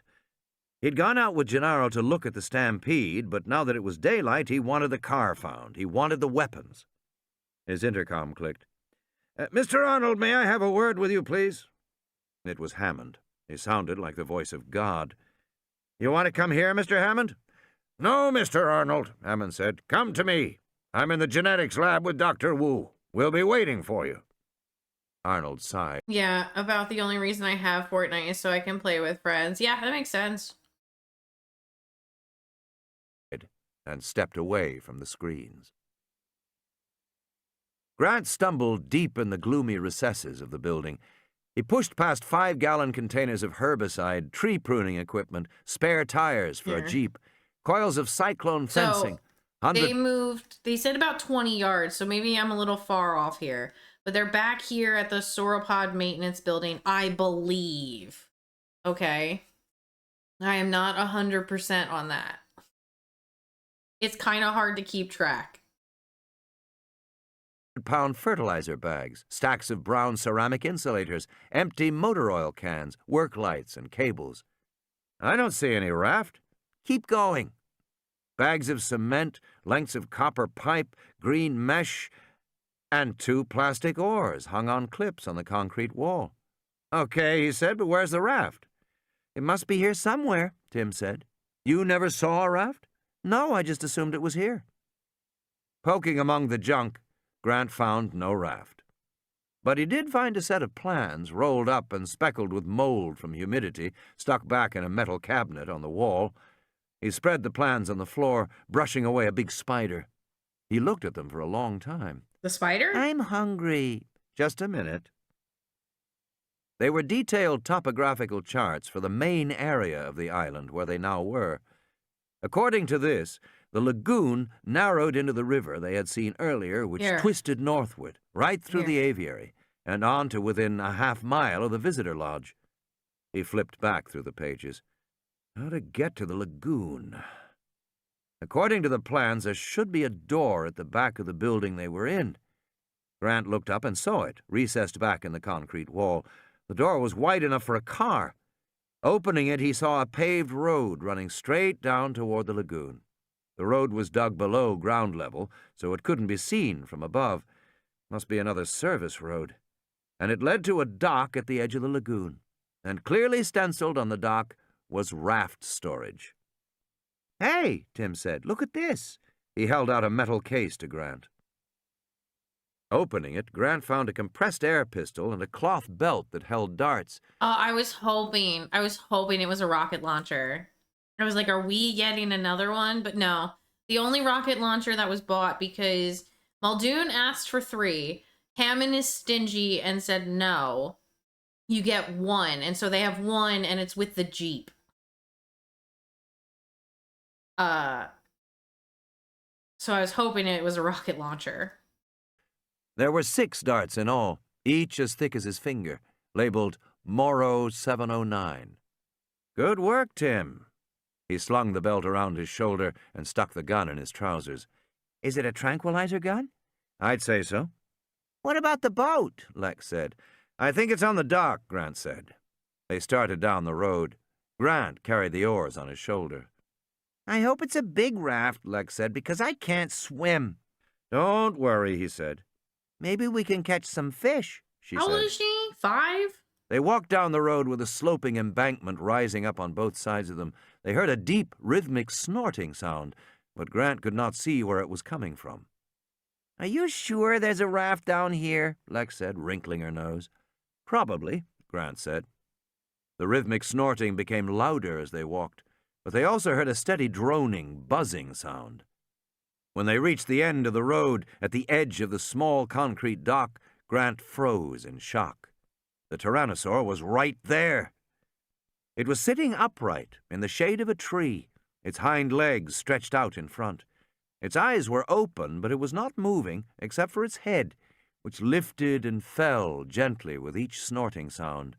The buzzing came from the clouds of flies that surrounded it, crawling over its face and slack jaws, its bloody fangs, and the red haunch of a killed hadrosaur that lay on its side behind the Tyrannosaur.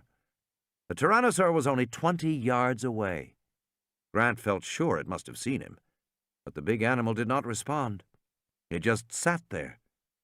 It took him a moment to realize. The Tyrannosaur was asleep, sitting up, but asleep. He signaled to Tim and Lex to stay where they were. Grant walked slowly forward onto the dock in full view of the Tyrannosaur. The big animal continued to sleep, snoring softly. Near the end of the dock, a wooden shed was painted green to blend with the foliage. Grant quietly unlatched the door and looked inside. He saw a half-dozen... It might have been a better plan to just walk the service road because it's lined with cameras and you know there's staff. Why wouldn't they just take the service road back?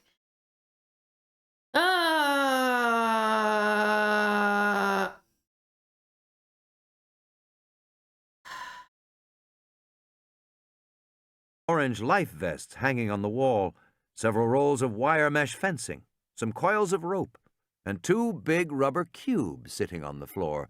The cubes were strapped tight with flat rubber belts. Rafts. He looked back at Lex. She mouthed, "No boat." He nodded, "Yes." The Tyrannosaur raised its forelimb to swipe at the flies buzzing around its snout, but otherwise it did not move. Grant pulled one of the cubes out onto the dock. It was surprisingly heavy. He freed the straps, found the inflation cylinder. With a loud hiss, the rubber began to expand, and then with a hiss whap, it popped fully open on the dock. The sound was fearfully loud in their ears. Grant turned, stared up at the dinosaur. The Tyrannosaur grunted and snorted. It began to move. Grant braced himself to run, but the animal shifted its ponderous bulk, and then it settled back against the tree trunk and gave a long, growling belch. Ew. Lex looked disgusted, waving her hand in front of her face. Grant was soaked in sweat from the tension. He dragged the rubber raft across the dock. It flopped into the water with a loud splash. The dinosaur continued to sleep. Grant tied the boat up to the dock and returned to the shed to take out 2... Could they possibly be any louder? I'm like, you just booped it into the water. You couldn't just, like, carefully placed it slowly. Jesus Christ, Grant. Life preservers. He put these in the boat and then waved for the kids to come out onto the dock. Pale with fear, Lex waved back, "No." He gestured, "Yes." The Tyrannosaur continued to sleep. Grant stabbed in the air with an emphatic finger. Lex came silently, and he gestured for her to get into the raft. Then Tim got in, and they both put on their life vests. Grant got in and pushed off. The raft drifted silently out into the lagoon. Grant picked up his paddles and fitted them into the oarlocks. They moved farther from the dock. Lex sat back and sighed loudly with relief. Then she looked stricken and put her hand over her mouth. Her body shook with muffled sounds. She was suppressing a cough. She always coughed at the wrong times. "Lex!" Tim whispered fiercely, looking back toward the shore. She shook her head miserably and pointed to her throat. He knew what she meant, a tickle in her throat. What she needed was a drink of water. Grant was rowing, and Tim leaned over the side of the raft and scooped his hand in the lagoon, holding his cupped hand toward her. Lex coughed loudly, explosively. In Tim's ears, the sound echoed across the water like a gunshot. The Tyrannosaur yawned lazily and scratched behind its ear with its hind foot, just like a dog. It yawned again. It was groggy after its big meal, and it woke up slowly. On the boat, Lex was making little gargling sounds. "Lex, shut up!" Tim said. "I can't help it," she whispered, and then she coughed again. Grant rowed hard, moving the raft powerfully into the center of the lagoon. On the shore, the Tyrannosaur stumbled to its feet. "I couldn't help it, Timmy!" Lex shrieked miserably. "I couldn't help it!" Shut up! Grant was rowing as fast as he could. "Anyway, it doesn't matter," she said. "We're far enough away. He can't swim." Shut "Of up! course he can swim, you little idiot!" Tim shouted at her. On the shore, the Tyrannosaur stepped off the dock and plunged into the water. It moved strongly into the lagoon after them. "Well, how should I know?" she said. "Everybody knows Tyrannosaurs can swim. It's in all the books. Anyway, all reptiles can swim. Snakes can't. Of course snakes Yes, they can, you idiot!" "Settle down," Grant said. "Hold on to something." Grant was watching the Tyrannosaur, noticing how the animal swam. The Tyrannosaur was now chest-deep in the water, but it could hold its big head high above the surface. Then Grant realized the animal wasn't swimming. It was walking, because moments later only the very top of the head, the eyes and nostrils, protruded above the surface. By then it looked like a crocodile, and it swam like a crocodile, swinging its big tail back and forth, so the water churned behind it. Behind the head, Grant saw the hump of the back and the ridges along the length of tail as it occasionally broke the surface. Exactly like a crocodile, he thought unhappily. The biggest crocodile in the world. "I'm sorry, Dr. Grant," Lex wailed. "I didn't mean it." Grant glanced over his shoulder. The lagoon was no more than 100 yards wide here, and they'd almost reached the center. If he continued, the water would become shallow again. The Tyrannosaur would be able to walk again, and he would move faster in shallow water. Grant swung the boat around and began to row north. "What are you doing?" Oh, I thought they were. The Tyrannosaur moving was now just a few yards away.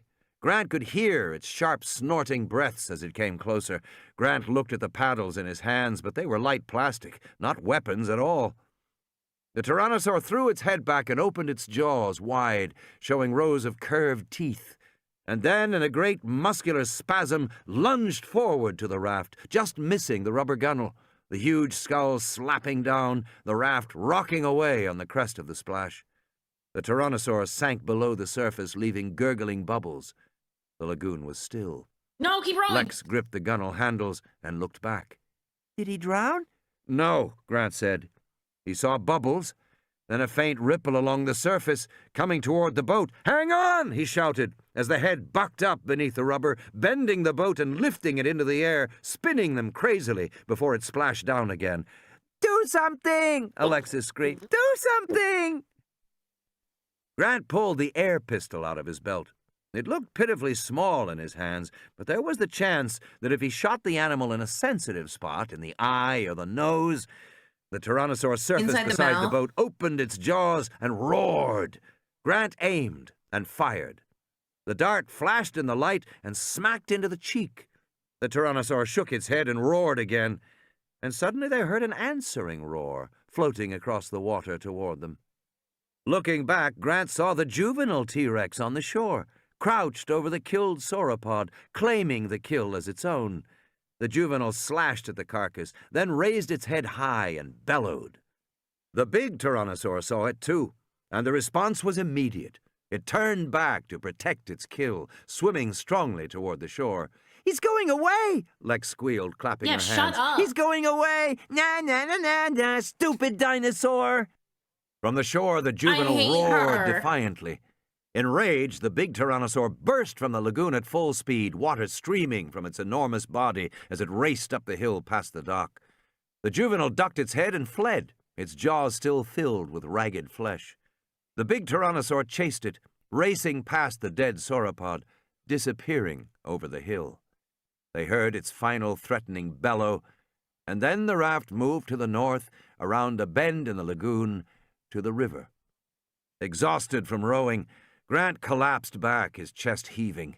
He couldn't catch his breath. He lay gasping in the raft. "Are you okay, Dr. Grant?" Lex asked. "From now on, will you just do what I tell you?" "Okay," she sighed, as if he had just made the most unreasonable demand in the world. She trailed her arm in the water for a while. "You stopped rowing," she said. "I'm tired," Grant said. "Then how come we're still moving?" Grant sat up. She was right. The raft drifted steadily north. There must be a current. The current was carrying them north, toward the hotel. He looked at his watch and was astonished to see it was 15 minutes past 7. Only 15 minutes had passed since he had last looked at his watch. It seemed like 2 hours.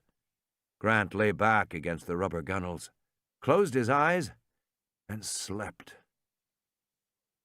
No. Okay. We're gonna get back into Fallout New Vegas now. I think that was enough.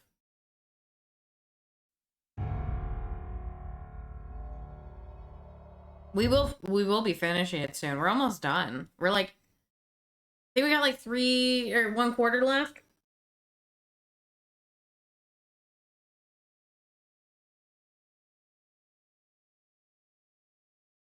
And I finished the favorite death tier list today. So I'll be posting that to the Discord. I feel like I bumped my camera.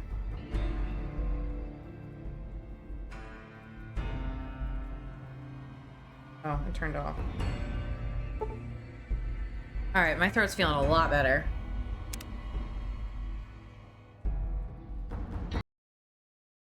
Gotta switch the category. Fallout New Vegas. When I was in here, when I switched the category earlier, right before stream, there were 1,000 viewers in the New Vegas category, and now there's 257. I have a feeling it's gonna go up the more people who are gonna play it, because the TV shows go in there. I was ahead of the curve. I like this game. Gotta turn my lights off though. Hold on.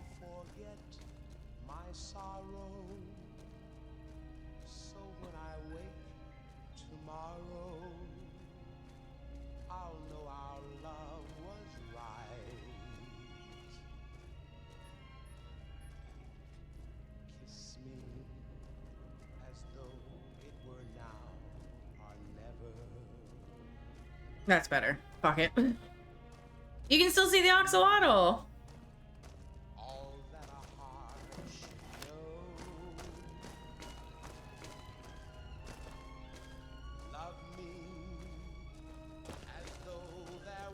Oh, there you are. Hello, Wanderer. Please forgive us our humble surroundings. Our true home awaits us in the far beyond. Have you come to help us complete the great journey? Sure. We wish to escape the barbarity of the wasteland, especially the violence and bigotry of its human inhabitants. The Creator has promised to my flock a new land, a place of safety and healing, a paradise in the far beyond. Preparations for the great journey were nearly complete when the demons appeared.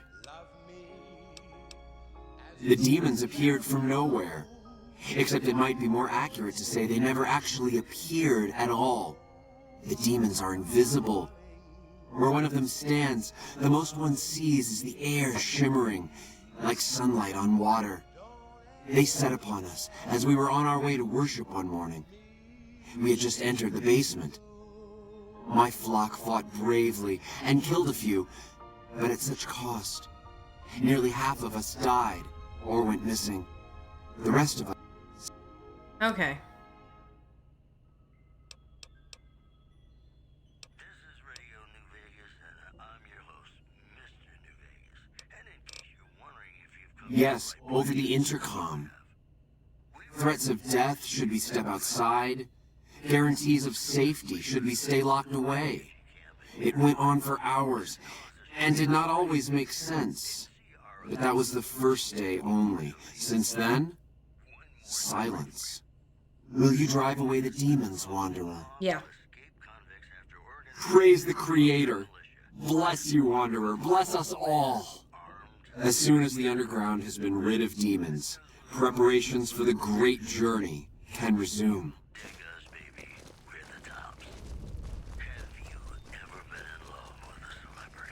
Okay, but wait, where's Chris?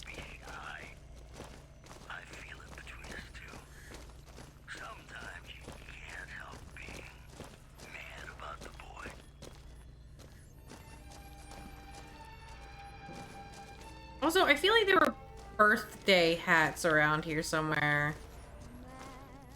I feel like they're in a closet. No.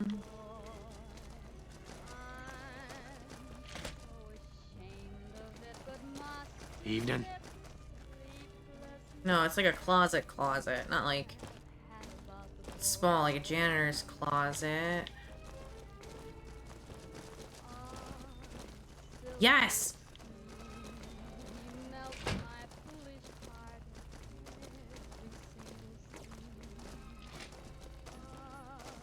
All praise the great journey. All praise the leader's divine will.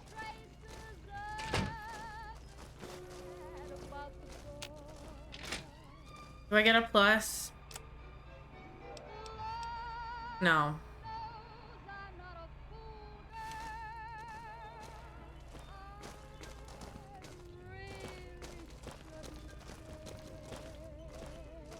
I wanted to talk to Chris.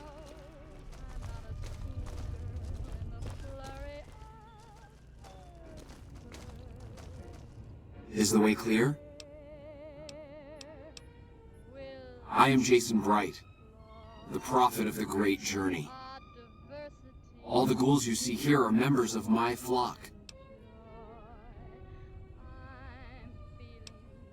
An auspicious name, don't you think? It was mine before I became as I am now. Before the Great War, even. Truly does the Creator author a destiny for each and every one of us.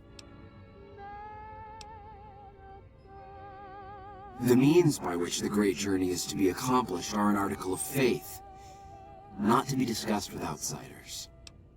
Okay. You're referring to Chris. I doubt you had much luck if you tried telling him that he's human. We had the same discussions when he first appeared, and the same lack of success. He believes he is one of us. Soon enough we realized that Chris was a gift from the Creator. He is integral to the success of the great journey. I have glimpsed it only in visions, Wanderer, but what I have seen is truly miraculous. It is a place of light and healing, and I know in my soul that my flock will be safe there. I understand. I know you will. Go bother Jason, Smoothskin. I don't like having you around. Stay away. Okay, okay. Hey.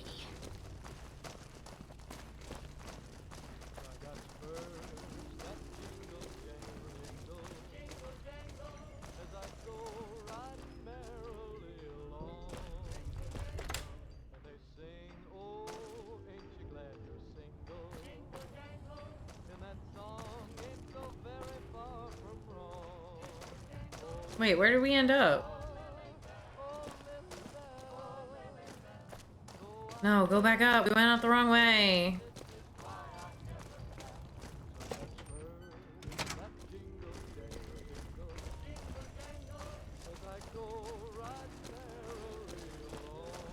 Hey.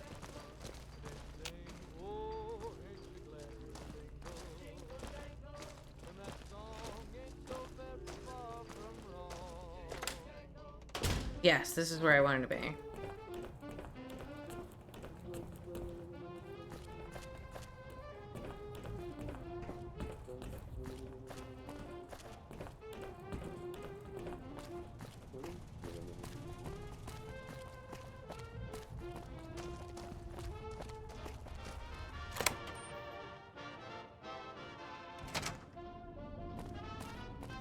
Dark in here.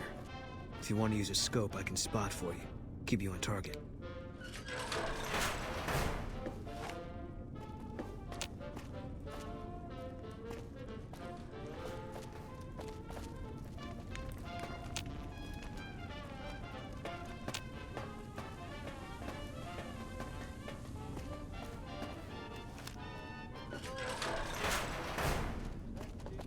What's that, Antler?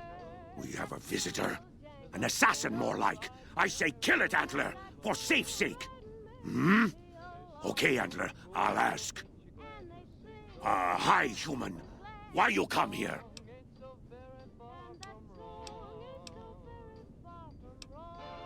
A human who is friend to ghouls? Suspicious. You mean the ones upstairs? Antler used intercom, told them stay put, but they want to come down in basement anyways. I cannot allow. My kin are not right in head like I am. They attack you on sight. Ghouls too. They crazy. Your ghoul friends have to wait until you find what Antler brought us to get. Good. Antler brought us here for a reason. Why was that, Antler? Right. A piece of paper. Shipment invoice. Hundreds of stealth boys sent here a long time ago.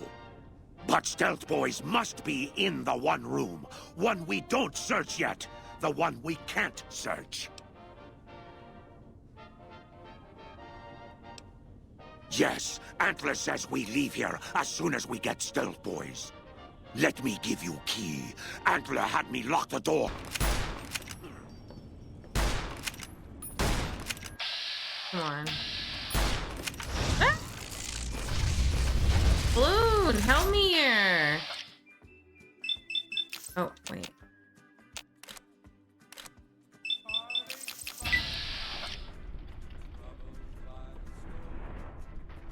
Are you gonna shoot, baby girl? Oh my god!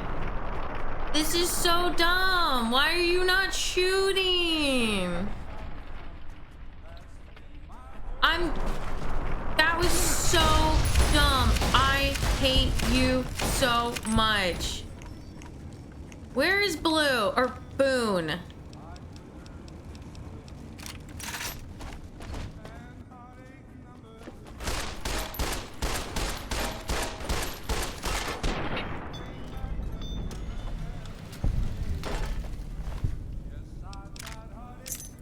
Not the rhubarb.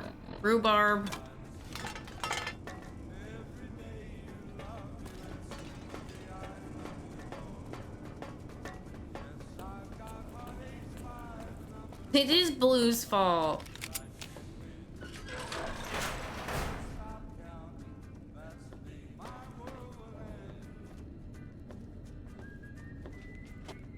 Ooh, a key.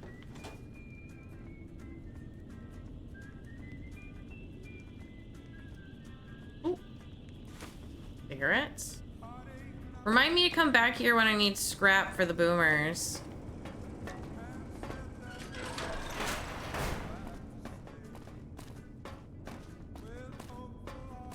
Christ, there's a boomer around here. Not yet, I haven't gotten that far yet.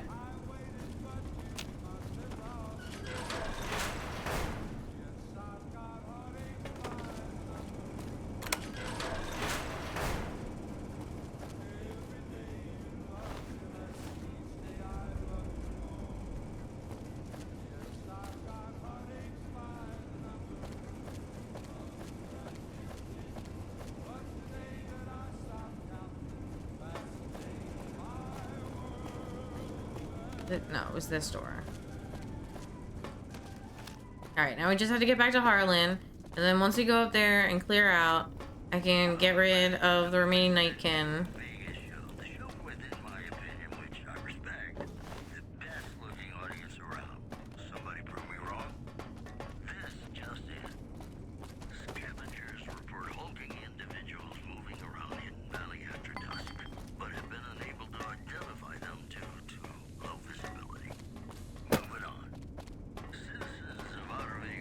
Did you find my friend? I see. Well, spare me the details. Damn it. I'm gonna miss that crooked yellow smile. Alright. You did your part, so I'll do mine. Look around up here if you want. I'm gonna make a break for topside.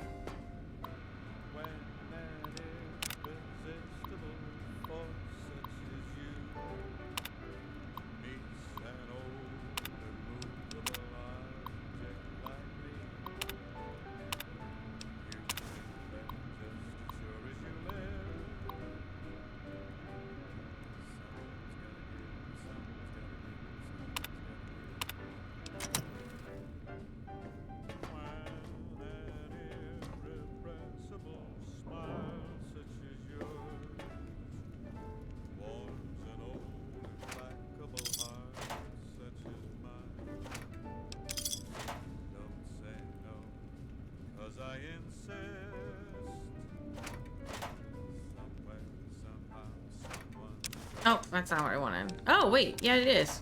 Carton of cigarettes is great. For selling in the game, not IRL. Alright. Now, we go back to here.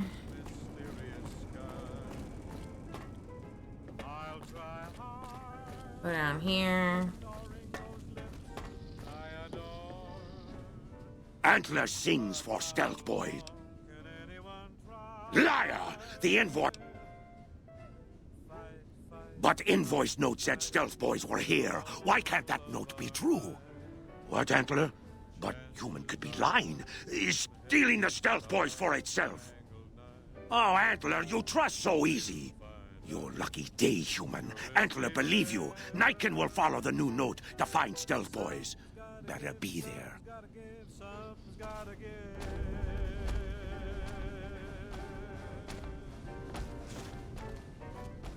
I haven't seen a single stealth, not stealth boy, bobblehead in a while. Or at all.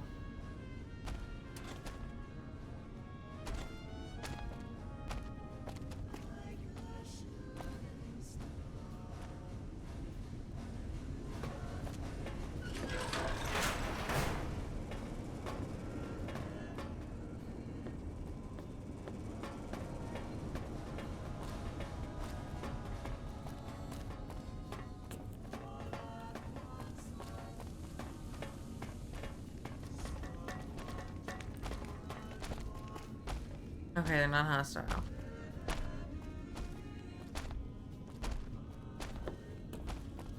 Looks like there's two of them.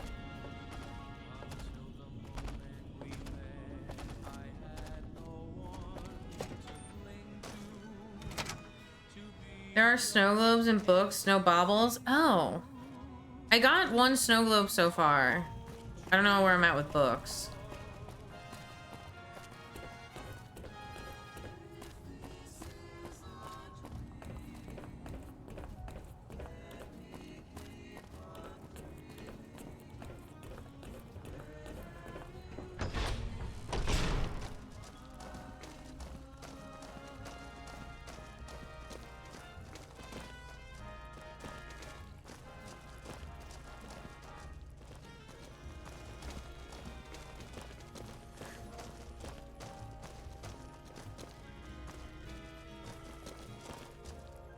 Go bother Jason, Smoothskin. I don't like having The you implants around. you can get are probably more like the baubles. That's fair. I'll have to get to those when I get to New Vegas. I want to bump up my charisma to a 10. Well, as close to a 10 as I can get it. Oh, no, you're Harland. You did good, Smoothskin. Never thought I'd get out of that room. Later. Hello. There you are. Is the way clear? Praise the Creator, and bless you, Wanderer. The way is clear.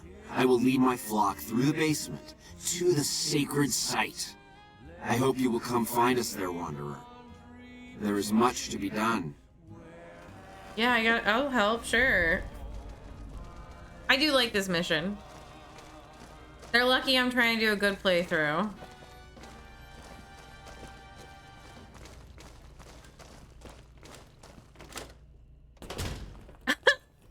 They look like they're from Mars Attacks.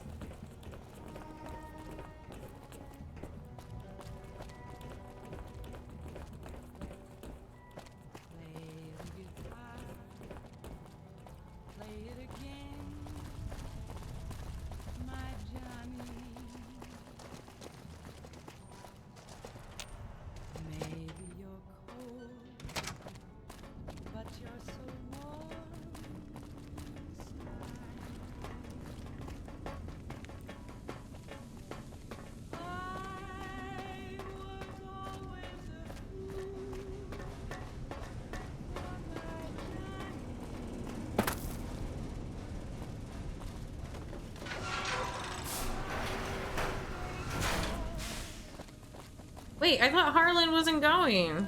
You did good, Smooth. Later.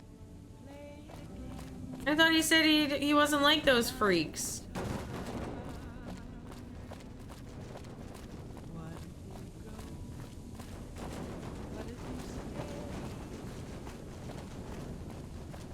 Not that I think those guys are freaks, it's just his words. Alright, I want to clarify.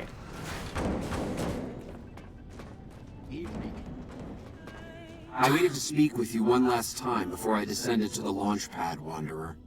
I want you to know that we will remember for all eternity how you delivered us to the threshold of the great journey.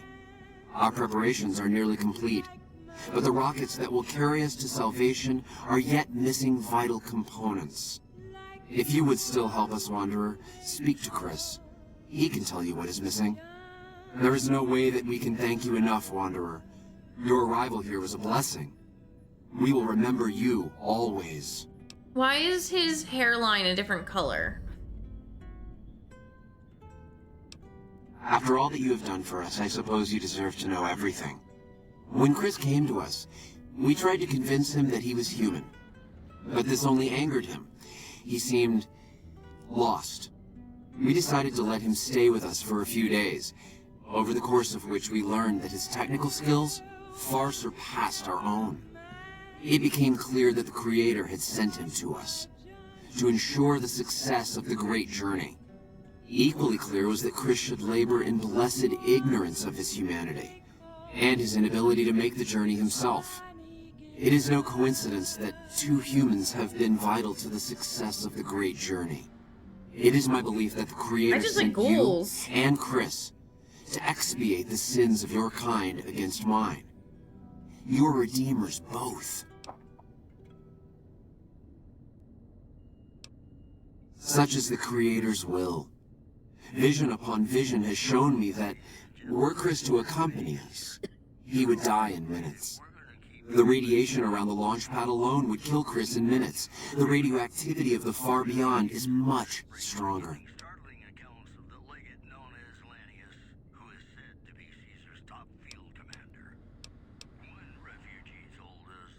Chris shall be declared the saint of the great journey before we depart.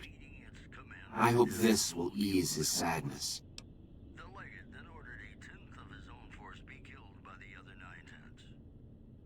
Yes, Oh, it cracked my neck. the rockets will convey us to our promised land in the far beyond. Vision upon vision has confirmed it.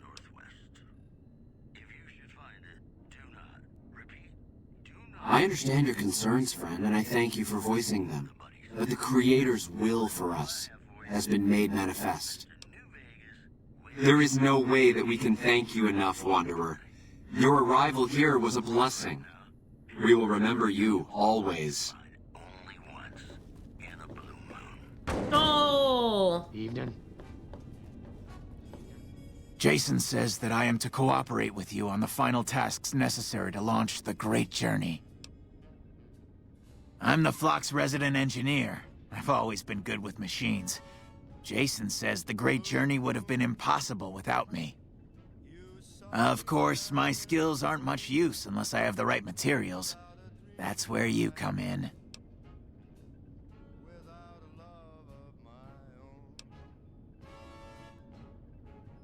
Obviously, it's taken months, but I've nearly got them in working order. Soon they'll take us to the far beyond. I was skeptical at first, of course, being a man of science. But Jason is certain, and I believe in Jason. I was close to completing work on the rockets before we were driven into hiding on the top floor. 2 components were missing. A quantity of isotope 239 igniting agent, and a set of thrust control modules. The igniting agent is highly radioactive and decays quickly.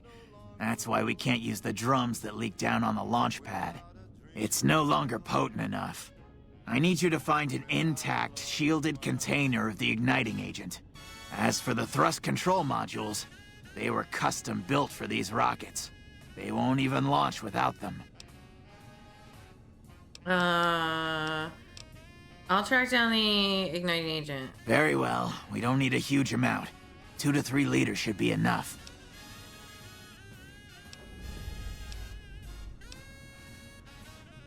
Okay, bye.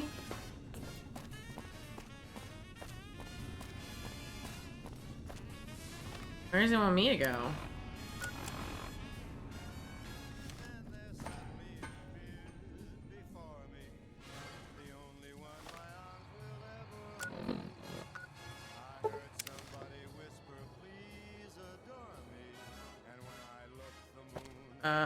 Okay. So I need to rest. I need to talk to Chris with Brosco, but he's done for the night, so why don't I just go to my room and sleep? I think they said it was on the 2nd floor. Yes.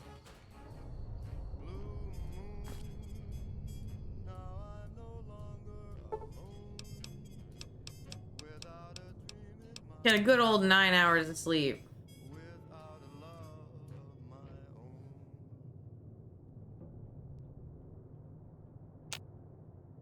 I didn't realize there was a ticking noise every time it counted down, like a clock. Whee!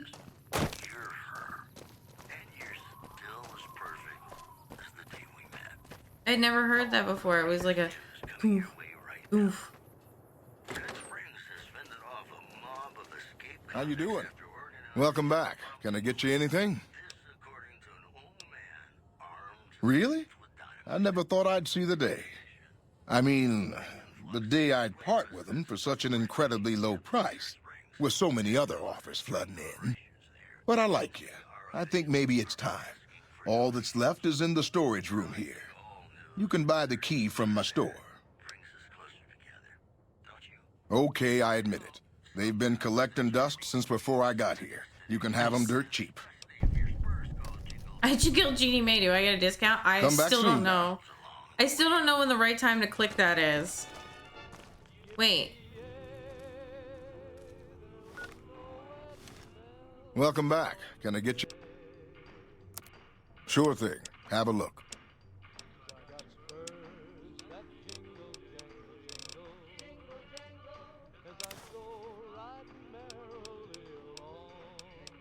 I guess oh, he's only got 16 caps. Come back soon now.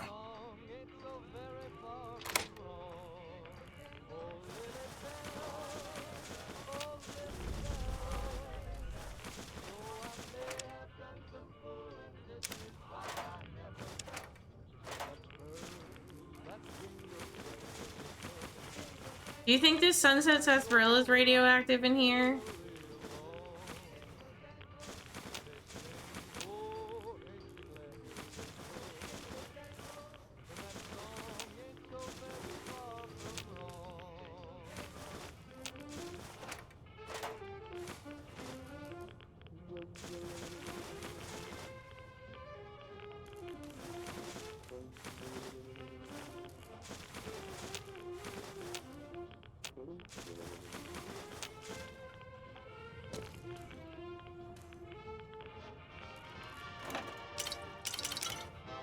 I think that should be enough. I want to leave these last few in case I want to come back and decorate, or I don't know. Come on in. I just think they look cool. And I carry around a dinky.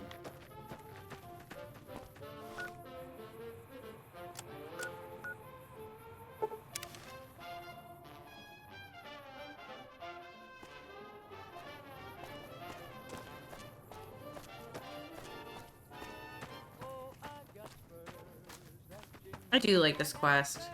Really fun.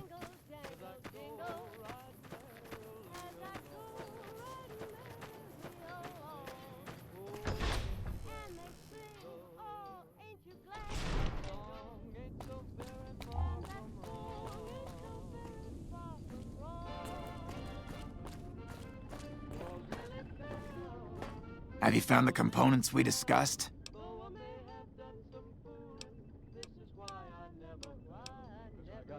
Yes, that's isotope 239, all right. And now I'll...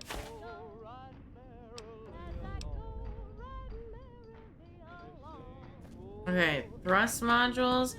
I think I can go to Old Lady Gibson for that.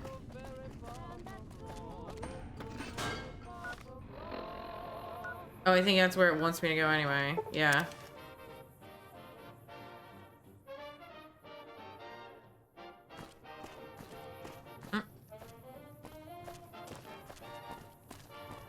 Who's down there? Oh, it's the Crowley medic. I know, Bark. Careful. They got spies all over.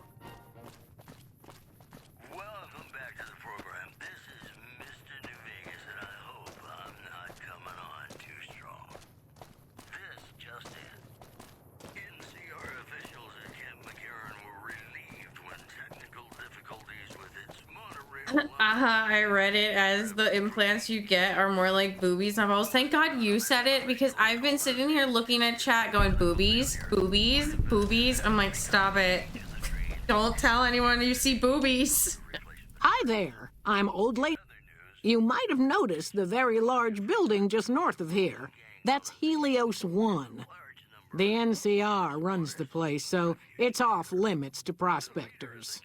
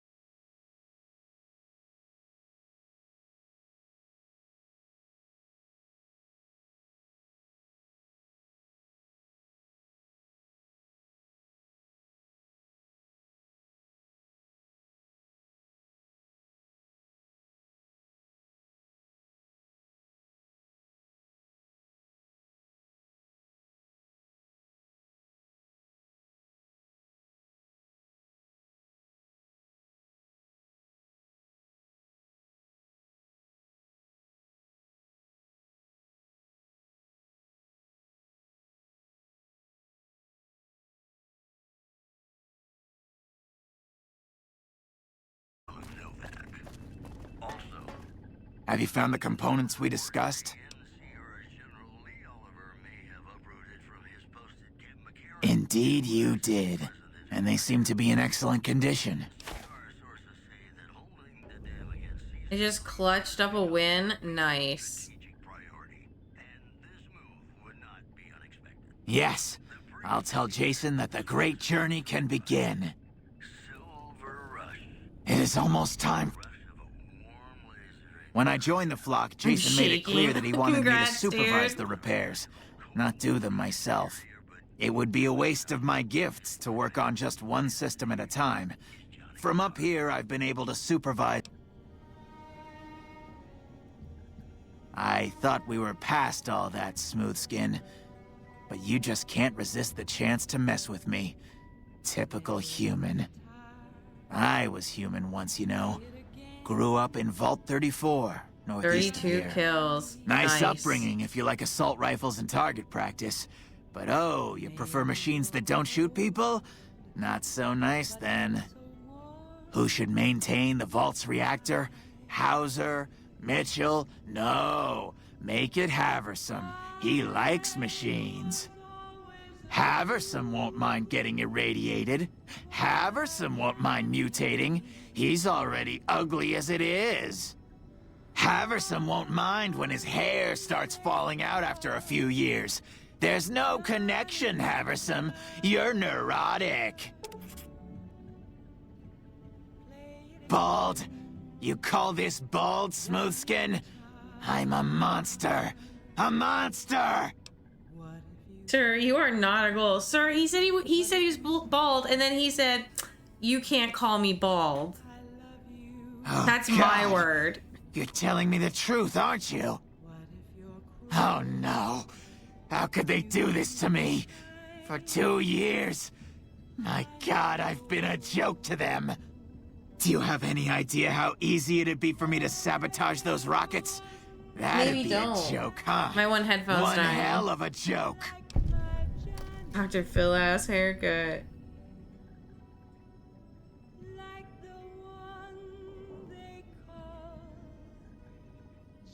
Am I doing this wrong? What the heck? 5th iteration.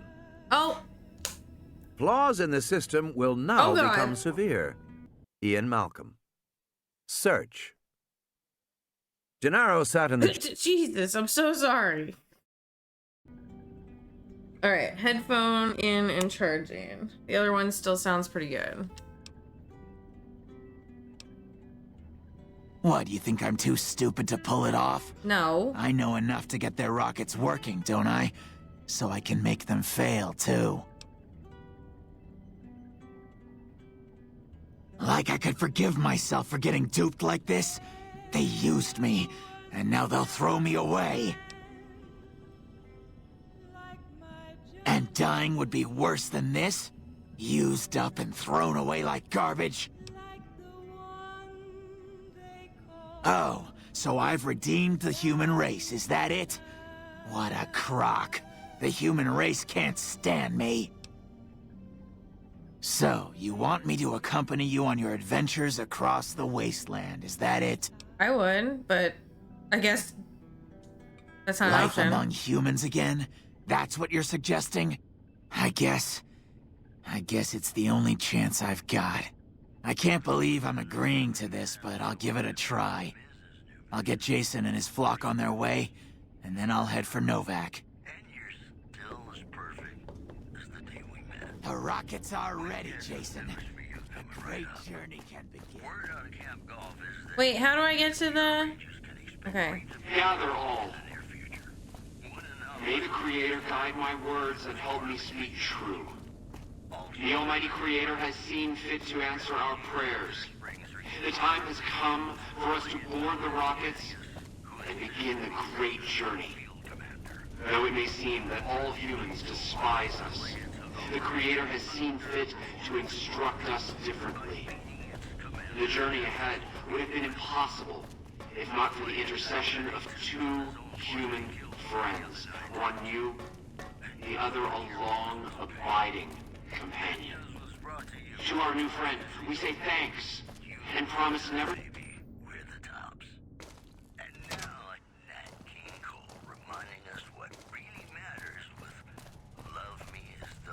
Wait, I can't hear them.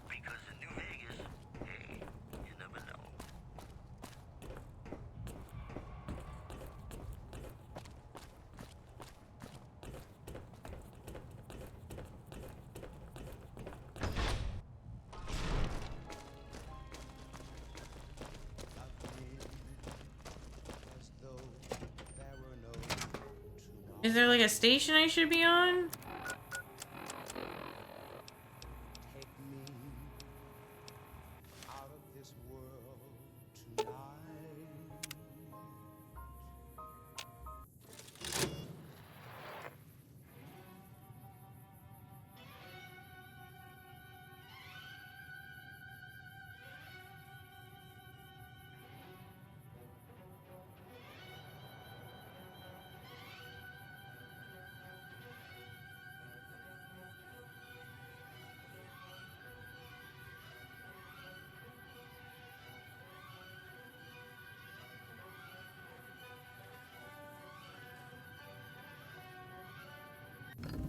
Yay! Novak idolizes me. Yay!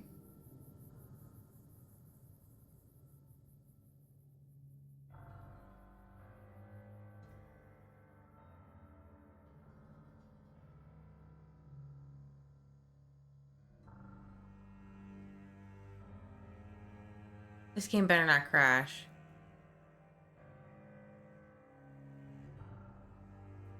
This game better not be about to crash.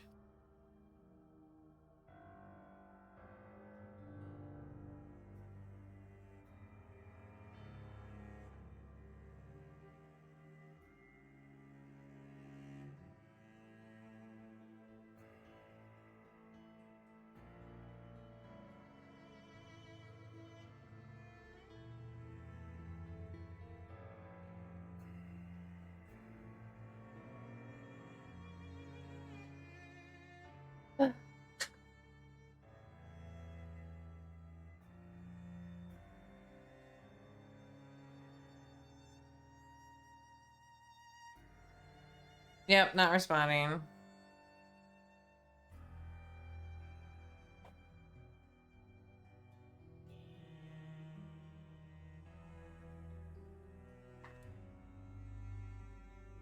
And now it's not letting me pull up my mouse.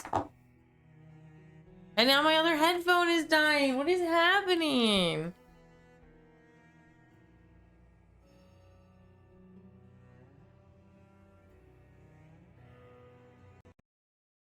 Okay.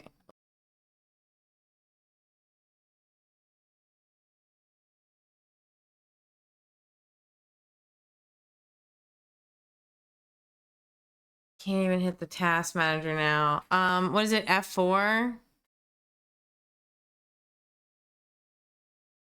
All right. F4. Oh my God. I can't do anything. I can't click on anything. I can't see anything. Oh, my controller. Wait, hold on. Maybe if I turn my controller off, maybe there's too many Bluetooth things going on.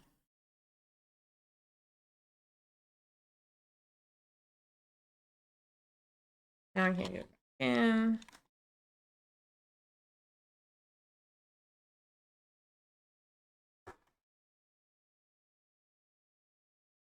My God. How am I going to end this stream? Oh, okay, wait. I have an idea. All right. I'm gonna raid out from my phone. And then I'm just gonna shut off my computer. So hold on, let me get to Twitch.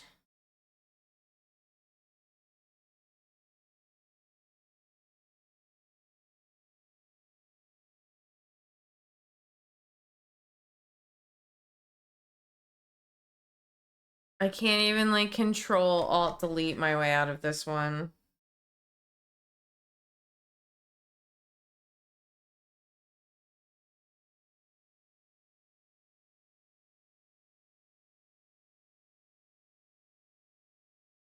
Great, I can't believe this is how my affiliate stream ends tonight.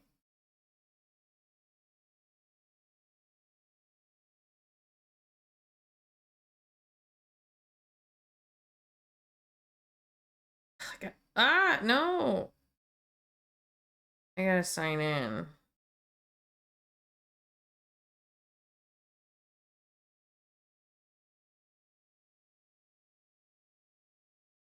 Authenticator app. Oh my God, it's impossible to do anything anymore. Like without typing in 800 codes in 16 seconds.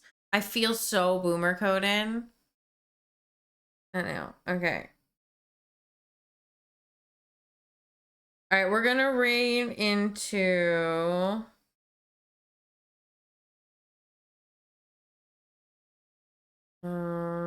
where is my dashboard? Are you my dashboard? Are you my dashboard? Are you my dashboard? Oh, I can't even see the chat right now.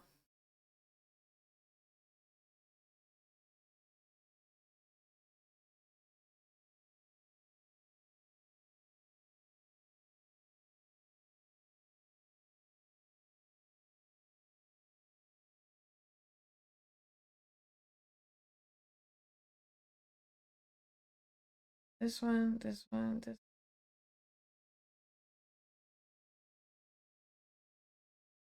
I think I got it. Yes. Okay. Rain.